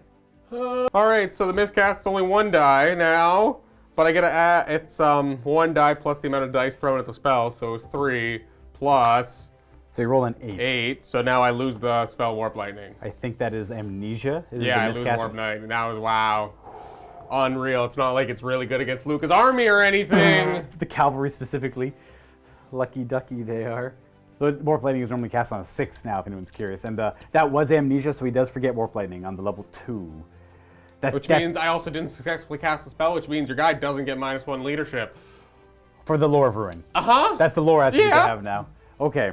Okay, well, let's go to shooting. We have Where just, all of these Storm Fiends are going to try to kill your guy because this is my only chance, Luka. we get to show a new mechanic that tries to help shooting out a little bit in this new edition, where you're able to fire into an unengaged arc as long as you're within 4 inches, and the unit you're targeting has a total unit strength of 5 or more. In this case, there's 6. Ones are going to hit my unit, but that happens anyway. That's true. Yeah, that happens anyways. Do you have like any? Yeah, bring it on. That's 3d6 shots. Oh, sorry, Each, 9d6. 9d6. Boom, boom, boom, boom. Oh gosh. I hope you get murdered. I hope I don't. 35 shots. Now there's a new bonus. If you're within 4 inches, you actually get +1 to hit. So they moved, so it just counteracts each other. They're hitting on 4s with 35 shots gross. Piercing and These all are that. magical in nature, so I don't get my fancy vampiric rule against them. So these are hitting me on 4s. There's a bunch of, there's 4 ones in there. So this is on Clan Rats. It 2. does kill them on 2, right? Well, it should be strength 5 killing, so it's 3 die. There's a 2 in there. Oh, yeah. So 3 clan rats, unfortunately, get hit by bullets. They're 21 hits is perfectly 7, so it's 14 on the unit of Blood Knights. Unfortunately, 7 onto the Vampire Lord. This is the unit, they're T4, so these wound on 3s. Bam, bam, bam. A few 1s in there. 8 wounds on the Blood Knights. They have full plate armor, which is a 3-up save, and then they're barded, so 2-up save. The shield won't help here because it's on the side. So we have, 5-up saves here. I stopped 2. Glorious. The banner has a 4 board. They're all dead. Oh, they're horribly dead. And then we have, so my Blood Knights are dead. Let's see if all that matters is the Vampire Lord. Let's see if he lives. T5, so these went on 4s. Now, normally these would be re-rolled, but these are magical, so I do not get my fancy vampiric toughness against them. The Vampire Lord, same ideal. He's got a 5-up save, but he's got an upgrade, which makes it re-rollable, so he fails all of them. And he makes all 3 of them. No, Luka, why? He would have also. I'm so upset. He would have also had a 4-up board I'm afterwards. so upset. He would have had a 4-up board. He only would have taken, even if I failed those, he would have only I don't taken. care. It doesn't matter. He's a god. Fortunately, I do lose my unit up. Oh yeah, that's unfortunate, isn't it, Luka? It's so unfortunate. No, it's not. Zale still have 4 shots. Oh. They can draw line of sight to the larger unit, but they do have hard cover because of the units intervening. You don't stack hard cover and soft cover. So Yeah, and the there's bats are going -2. to charge me anyway, so I might as well shoot the bats. Bats! All right, makes sense to shoot the bats. They have soft cover, so 5s to hit them. Oh, 2 hits on the bats. I And that assume that's on at That least kills 2s. It kills. Yeah, we kill 1 wound on a bat. Bat is wounded. Bat is best. That is bis. We're gonna move. All of the gutter runners. Oh heck yeah! They're firing into the back of them, I assume. Yep. So they're gonna double tap. Is multiple shots still -1 to hit or no? Yeah. Oh, it is. Okay. Wow. That's still double the shots. Still pretty good. The range doesn't matter. They didn't move, so just -1 for double tapping. 4s. 4s to hit. Nice. And these are 5s? strength 3. 3. So 5s to wound, yep. The poison will not affect the undead. They are animated constructs. 2 wounding hits. These are armor piercing. I am heavy armor and a bard, so I'm 3 up to a 4 because the shields won't work from the rear. So 4 ups. Oh, he killed 2. Again. More poop. And then these are 5s to hurt. 1, 2 wounds. Same idea. Okay, 1 more dice. We got 2 combats. Which one are we resolving? Slave. You get to go first. Absolutely. 8 attacks into you. Yeah. Hitting on 3s. I'm on skill 1. And then these wound on 4s. You kill. Oh, wow. You kill 4 Skell Zambies. So we'll pull Skells and boost. Skell Zambies. I got 8 attacks back at you. I hit you on 4s. And 4s. We have 4 hits. And we wound on 4s. We kill 2 in return. Blink and plink. So combat res, you killed 4. You've got a rank. Boom. That's about it. I killed 2. I got 3 ranks. And you outnumber me. I outnumber you. I cause fear, and I outnumber you and cause fear. So I win combat by 3. So Josh is in the room now. I would just like to know. Hi, isn't that ridiculous? It's better than it was before, but it's not as overpowered as it was in 7th. I think the designer here may have found it has always an effect. It might not matter. It might matter, but So I'm -3. yes, I win combat by 3. So I'm 8. So down So to I'm 5. Yeah. You hold. No, you No, break. I don't. The BSB. It's a Nope. okay. So you run, and I will pursue.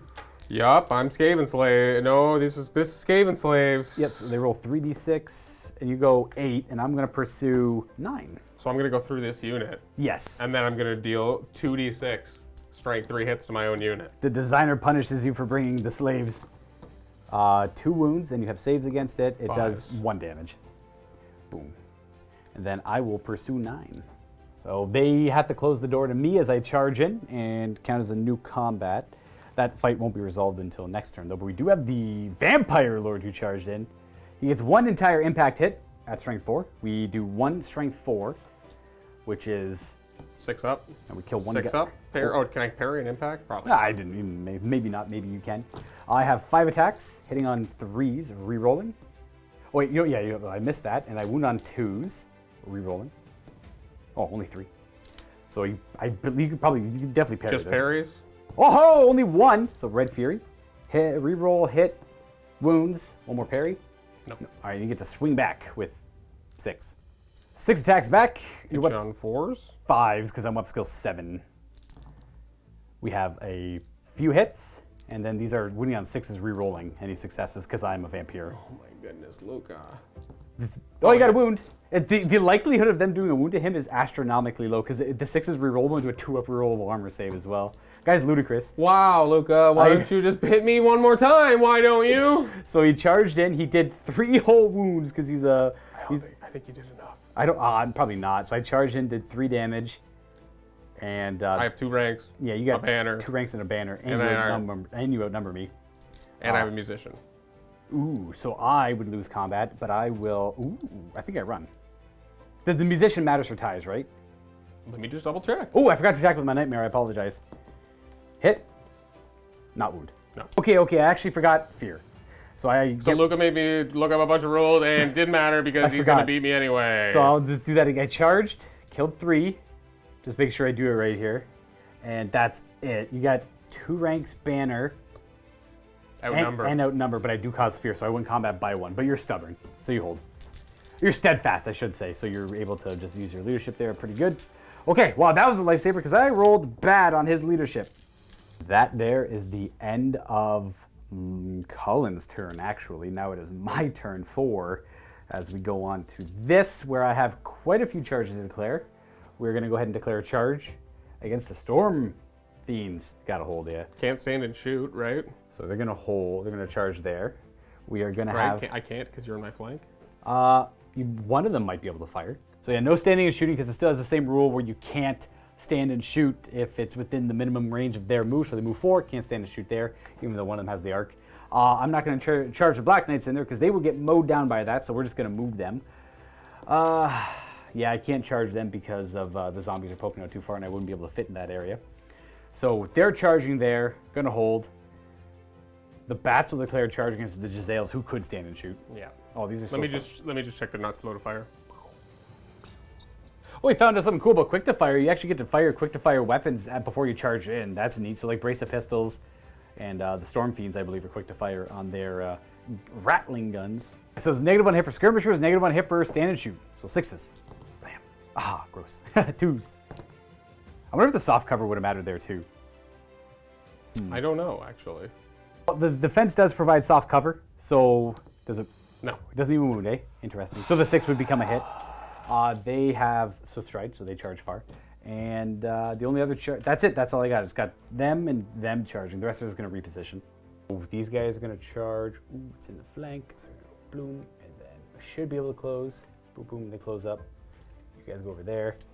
The bats move 10 plus this charge. Go 21 inches. 21 inches. Hey, that is in. We're going to go beat up some Jezzails. We're going to take that wound with us too.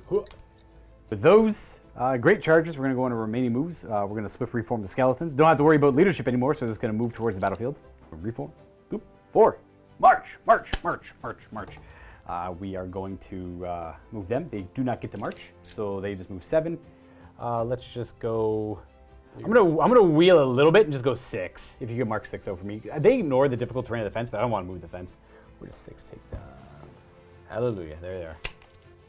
We are going to reform the zombies to face out this way. And they're going to move... no, they're probably not. They're just going to reform. Reforming there. The skeletons are going to move forward. They could march. We're just going to go like that. I don't want to fight that unit. It'll beat them up, so we're just going to stand there. Necromancer's just going to stay where he is. Magic. We got no dice from the Black Parry, so we're just going to roll 10 again. And we're going to channel... 2 more dice. We got 12. Goodness. I don't think I failed a single roll this game. Cullen gets 7. Okay, well, we don't have a whole lot we want to do here. We're going to throw 5 dice. Well, he can only throw 4 dice. We're going to throw 4 dice at him from Invocate. We got 9, 10, 11, 12, 13. So it's the 12-inch bubble of Invocate, which means if it hits them, it'll bring back 2 because the lower attribute. We're going to throw 3 dice and hopefully beat That's all I can do because I got to try to stop. Nope. All right, Luka. The zombies cannot gain any more because of the rank and file rule. We're going to get a few more skeletons back. Okay, back up to as much as I can possibly get. That's going to be 8 more. Okay, now interesting question for anyone watching. Invocate says you gain d6 plus the wizard level of wounds back for infantry. Anything else only ever gets 1 plus a wizard level, which would be 3 wounds back. And it says monsters, chariots, things with the ethereal special rule, and a couple other things only ever get 1 max. But it doesn't say anything about cavalry. Now they do, the steeds get ethereal when they move, but they don't have ethereal built in. I'm just going to give myself 1 back because I don't need more than that. But the lower attribute's going to hit them and get a second 1 back as well. And then I'm going to get my graveyard back up to full as well. So d6 plus, yeah, so I get up my 3 graveyard back as well. So if anyone, if I actually get 3 Black Knights back because it's wizard level plus 1, and then I could do the lower attribute to get the 4th 1 back, let me know because that seems ridiculous. I'm just going to take 1, and then the lower attribute will bring a second 1 back, boop, just to be on the safe side, and I'll return some of the graveyard. And then, like I said, the skeletons, that's as much skeletons as I can get because they'll get within an inch, and then some of them can't do any more zombies. All right, so we have more spells to go. The Necromancer is going to go ahead and cast Hellish Vigor on the Graveguard. This will give them always strikes first and reroll all hit rolls. We'll also throw 4 dice at this. 7, 10, 11, 12. Take it. Okay, they don't get the big version. And Cullen still has 4 dice left, so I'm just going to throw 2 dice at Invocate on the Vampire. It's not going to do anything, though. It can't heal the skeletons. It can't bring the zombies over. They're too far away. I needed the 12+ version to really affect them. So it has no effect. The lower attribute actually, I guess you'd want to stop that because the lower attribute might go off and I can get a Black Knight back. Dude, it doesn't matter. Throw the 4 dice. I don't want to. All right, I get a Black Knight back then. Yeah, take them. I get my Black Knight back then, and I'm going to store 2 dice in the the artifact over there. Do it. Bam, bam. No effect. It's only 6 inches, so I could not have done the lower attribute there from him previously. It was fine the previous turns because I kept hitting things within 6, but it's not 12 like it used to be. So I only get the 1 guy back. Unless the other thing works the way you think it does. Interesting. I'll take the 1 on the safe side because it would have been 3 as per the. I think it would have been 3. That seems ridiculous. I'm just gonna take the 1 guy to keep it safe. I'll just throw the 2 dice on the Black Parry. Okay, so we are gonna go on to shooting. I have none. We're gonna go on to fighting. We'll start with the Let's do the Vampire Lord first, I guess. Sure. Yeah. Well, he definitely goes first. He doesn't get the bonus initiative anymore, but he does hit on 3s with a reroll. Okay, and then he's still strength 5, so 2s with the reroll. He kills maybe 4. They have parry though, because he is strength 5. So it goes through their armor. They fail the parries. That means Red Fury kicks in, and he's going to wound with the reroll 4 more with parries.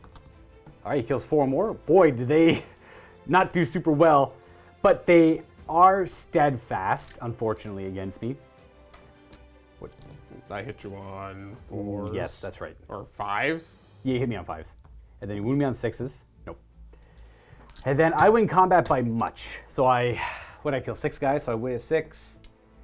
And I have fear. Boom. You outnumber me, because I'm unit strength 2. And then steadfast is quite a bit different here. You can't, if you want to use the general's leadership, you can't use steadfast. So they have to use their own leadership at steadfast, which is, I think, 5. 5. Yeah, so their leadership 5. They are going to break. Oh, heck, that would have broke with the... Yep, they're still going to break. Even with the BSB. I am going to try to restrain. I do. And I go that far. And they go 6 away.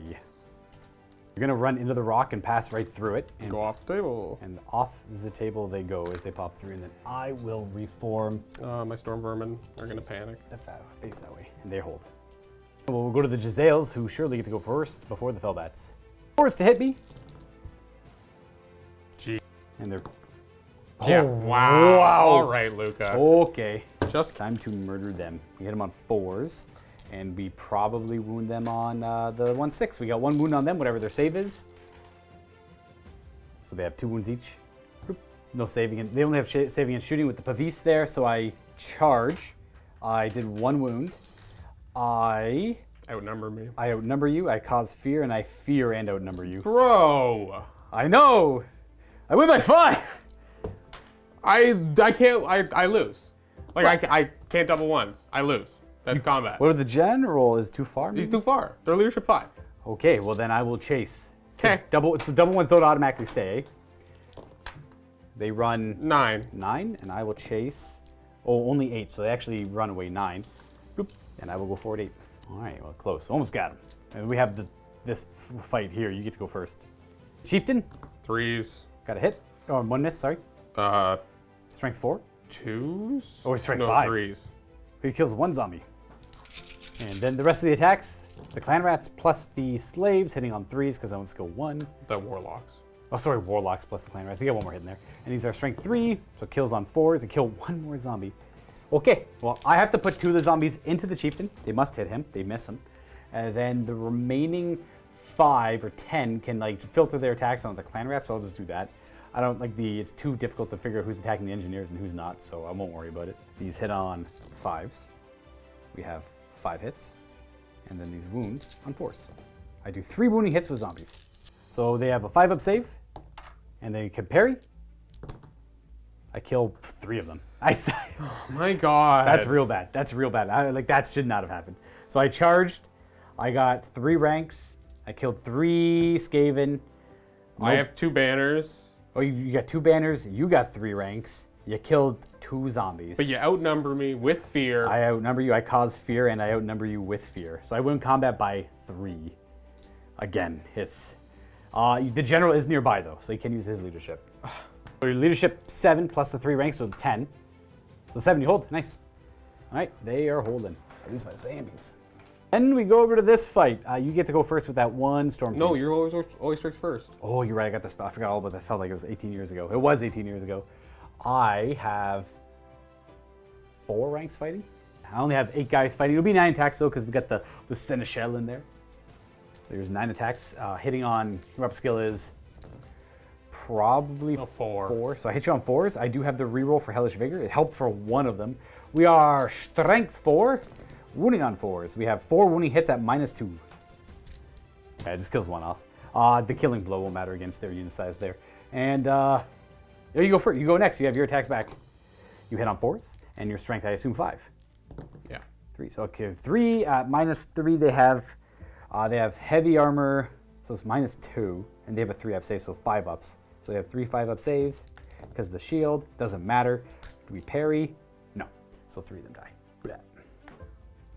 But this would be rough. We charged in the flank. We cause fear. We outnumber you. So do I, though. Oh, okay, never mind. No fear. So I charged in the flank. I have a banner. And I think. 1 sec. I outnumber you. Okay. Oh, they're monstrous, so they probably cause fear. It'll be in the core rules. Then on top of that, I have 3 ranks, and I caused 4 wounds. Now in return, you did 3. Yeah. Yeah. I lose. Like I can't even do that. I run. Are you pursuing? I will pursue with that 100%. Yeah. So they go 7. 7, and I go 7 as well. So I catch them. Okay, I'm gonna concede there. This is ridiculous, dude. I think it's getting I'm a little. done. Yeah, it's a little I'm rough at this done. point. That even might be an overrun into the flank. I don't even know. That would be very bad because I guess we wouldn't do that fight now, but then you'd be stuck fighting them. Yeah, it's pretty grim for the Skaven. You got the Vampire Lord ready to flank them. They have no choice but to reform and then take a flank on either side. The Black Knights are here ready to rear charge and get a shot at some more, but I think they're durable enough to persevere. And I think we've seen enough. I think we've seen enough of the rolling on the vampire counts and like how impactful fear was. My goodness. All right, these guys are about to get into a post-game show, but I want to remind you that there is another game uploaded right now in the MiniWarGaming Vault. 2,000 points of my brand new Beastmen to take on Luka and the vampire counts. You can follow the link in the description below for that bat rip. Probably not a lot of words here for this post game. Bro, I got nothing. Like, I obviously sure, this was supposed to be me trying out if a level 4 is even doable. But I didn't without even, a level 4, yeah. I don't even know if that even happened because everything was so different. Like, this just felt brutal. Well, what this felt like is, You ignored all my poison. You like ignored so much. You beat me every time in combat. There was the one time your fell bats lost to my rat swarms, and you beat me every single time. Right? I don't even think I lost a single combat. Did you lose to my rat swarms once? No, because they charged in, and then they were only hitting on like 5s and winning on 6s because the poison didn't. I thought I crumbled one of them here. I won that combat right away. So yeah, they ran I away. lost every single combat. That was out of hand. That is, I don't know. Like, yeah, that was a slightly skew into shooting build. Which vampire counts historically have always been very resilient against. It's like the one thing that won't work against them. But yeah, like, I brought Storm Fiends. Those things are supposed to be. Well, they were way too busted before though. And like as much as I get that, they're supposed to be scary, and I felt like they did nothing. My whole army felt like it did nothing. I just felt like I got absolutely slapped around the fear and outnumbering and being able to beat me every time in combat. So you essentially get +3 to your combat res every single time. Well, the big units of zombies were very impactful. I don't know how you beat them. I literally do not know how you beat them, dude. You'll definitely need an above-average unit to beat them in combat. I mean, it also helps to roll better. But if you need an above-average unit to fight zombies in combat that are like 2 points a model. So I mean, I guess not above average, but those clan rats should have beat the zombies in that last round of combat. You just rolled super poorly. But you're still gonna outnumber me and scare me, so I'm already gonna be -3. It's true. It's true. I guess you don't want to that's rough. It's like so it feels a little weird with the Skaven because I feel like your ranks cannot exceed your file was directly affecting them. That was like the bullseye on the Skaven's army book because you would typically always outnumber the enemy. And now unless I'm going to be bringing like 7 by 7, right? 49 Skaven. And maybe, but like that, it's like right? Like I don't know, bro. That seems like an odd unit size. I'm not too sure. I ran the 36 zombies. They seemed pretty effective. I was pleased with that. I don't know if I would do 49, but it did seem a little much because you just bring like little bricks of 20 and then your vampire's unkillable, man. That was a wild build. It was very interesting to see that is straight up unkillable. I don't know how you do. Like honestly, okay. So if my warlord fought you, how would this have gone? What kind of warrior does he have? Well, okay, let's go. We're gonna do it. We're both initiative 7, so let's say neither of us charged. Okay? I guess we swing at the same time then. Exactly. Yeah. So my guy starts with. Well, we're fighting at the same time, but Cullen will swing first. So then this is my guy on top of the mount. So he's gonna have 4 attacks. 4 attacks on 4s. On 4s, because he's a slightly worse weapon skill. By 1, yeah. And then he's strength. We're +1, so strength 5. Strength 5, so wounding on 4s. Does he have a magical weapon? He does. Okay, so we get to reroll. Oh, no, sorry, you do not have to reroll the 4. Okay, so that's 1 wound on him so far at what, strength 5? Yes. So that's -2, so I have a 3-up rerollable save. Because that's his 1 vampiric upgrade for the Blood Dragon. So you're gonna hit me back, and I essentially have a talisman that lets you re-roll successful hits. Okay, so I have to re-roll. So I hit you on 3s.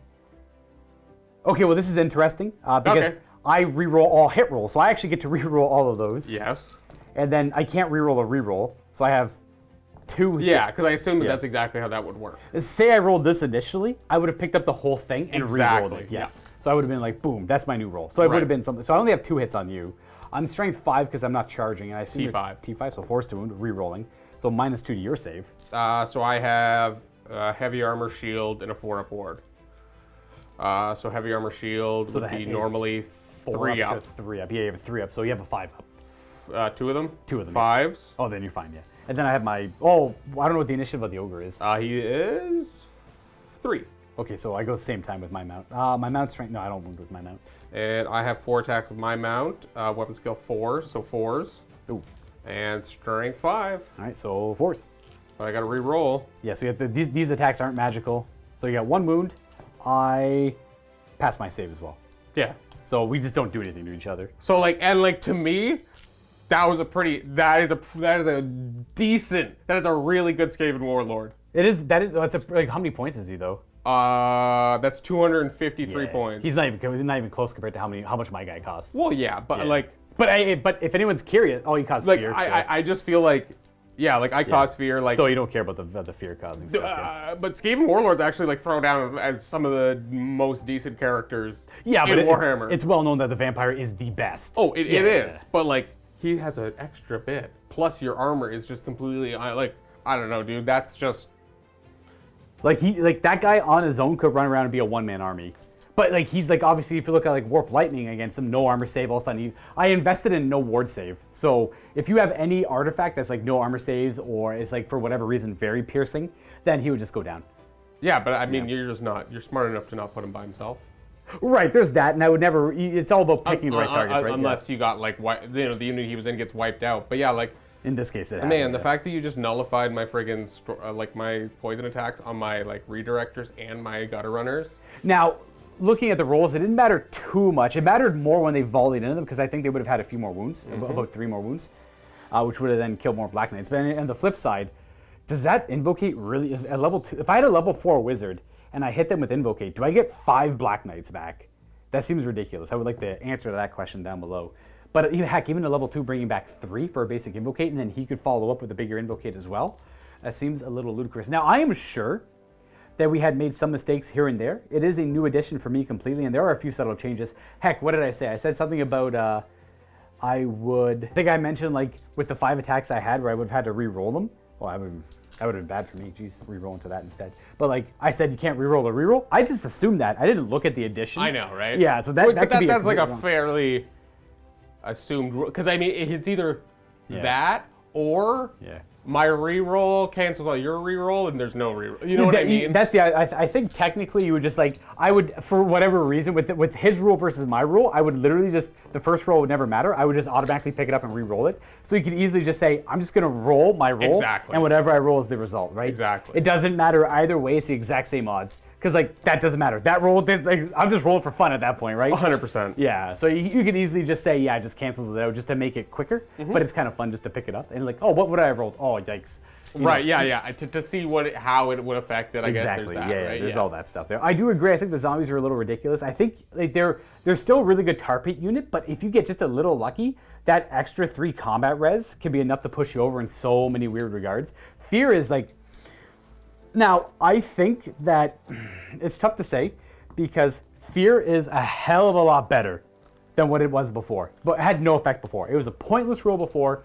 BSBs used to re-roll it, but what it was in 7th edition was you wouldn't even roll to see if I outnumber you, you automatically break and I chase. Or heck, I charge you, I outnumber you, you fail a leadership check, you automatically flee as a result. That stuff was way too busted. Now it's a lot more tame. It actually has an effect, but it still feels very impactful. It feels like a little too impactful. And I won't lie, I'm not paying any more points for that. In fact, most of my units are cheaper than they were before. Skeletons are cheaper, zombies are cheaper, direwolves are cheaper. I'm not too sure about the special and rare stuff. They seem a little bit cheaper in the end. Were vampire counts good in 8th edition? Yeah. I'd give them like B or A tier compared to like what they could be up against in the high elves and the dark elves and the dwarves, which I would all put at like, or heck, even the ogres with the Hellheart. Pretty like high elves and dark elves S tier for sure. And like ogres, what they could do, and the dwarves, what they could do. I'd put them pretty close to, it depends on the scoring of the game, I guess, but I put them pretty close to S tier as well.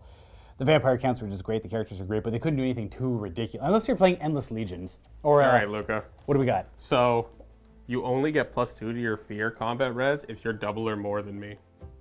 If your unit strength is double. Oh, is it double? Oh, okay, I thought it was this more. Okay, well then I would have only gotten the +2. And still, in a lot of cases, it pushed, I don't think it would have mattered. I know. I don't know how much it would have made a difference, but like... The +2 doesn't matter too much, just because it's the +1 that's the most impactful one. Like, my Vampire Lord had the +1 fear, kept him in the combat there. There might have been one time where you rolled exactly your leadership and it would have been 1 less. So I guess we got that. That's a good catch for future games. But just a +1 across you automatically get +1 to all combat reses. Which is really good, yeah.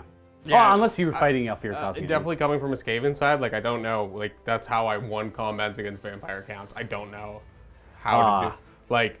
I just don't know how to fight you without the Dreaded 13th, because like I need my nuke spell to ever kill your units, because that's how I'm gonna have to get rid of them. Because I'm never, like I would have to do so much shooting to be able to guarantee deleting a unit every turn. So it's almost like soften up a unit, delete it, but then the magic phase works in the opposite way, so that it's almost like magic it and then like kill it with shooting and you'll get the rats from it, right? Right, Yeah. but then again, if that doesn't work, you just res them all back, and I'm back to, I don't know, dude. Your army seems ridiculously strong. Now, this is obviously only coming from the point First of view game, of too, Skaven, yeah. too, but, man, I don't know. It seemed great. Yeah, I'm a little disappointed that we did the fear thing wrong there. It felt too strong. But like, heck, typically vampire counts are going to outnumber, and then they're also going to cause fear. So at least +2 in a lot of cases across the board. Just because zombies are like, I think they're like 2 or 3 points a model. They're pretty cheap. And with the buff to fear, I think it's like a little too cheap. But I mean, we'll see. I don't know. Yeah, again, like your zombies are 2 points. My Skaven. I think they're 3. I think mine are 3. I think it's 20 to 60 points. So It's just like my Skaven Slaves has significantly worse leadership. I'd have to take the leadership tests. I break and do damage to my own units. I don't know, like, I don't get free zombie. I don't get free slaves. Yeah, it's like relying on the enemy not stopping the spell, but I think like something to notice. I don't think I had nothing but amazing magic phases. I rolled super well on all my spells. I don't think I had one spell where I'm like, oh, I failed to cast. You miscast a spell, you failed to cast spells, you failed to dispel spells. There's a lot of things that didn't work out for me.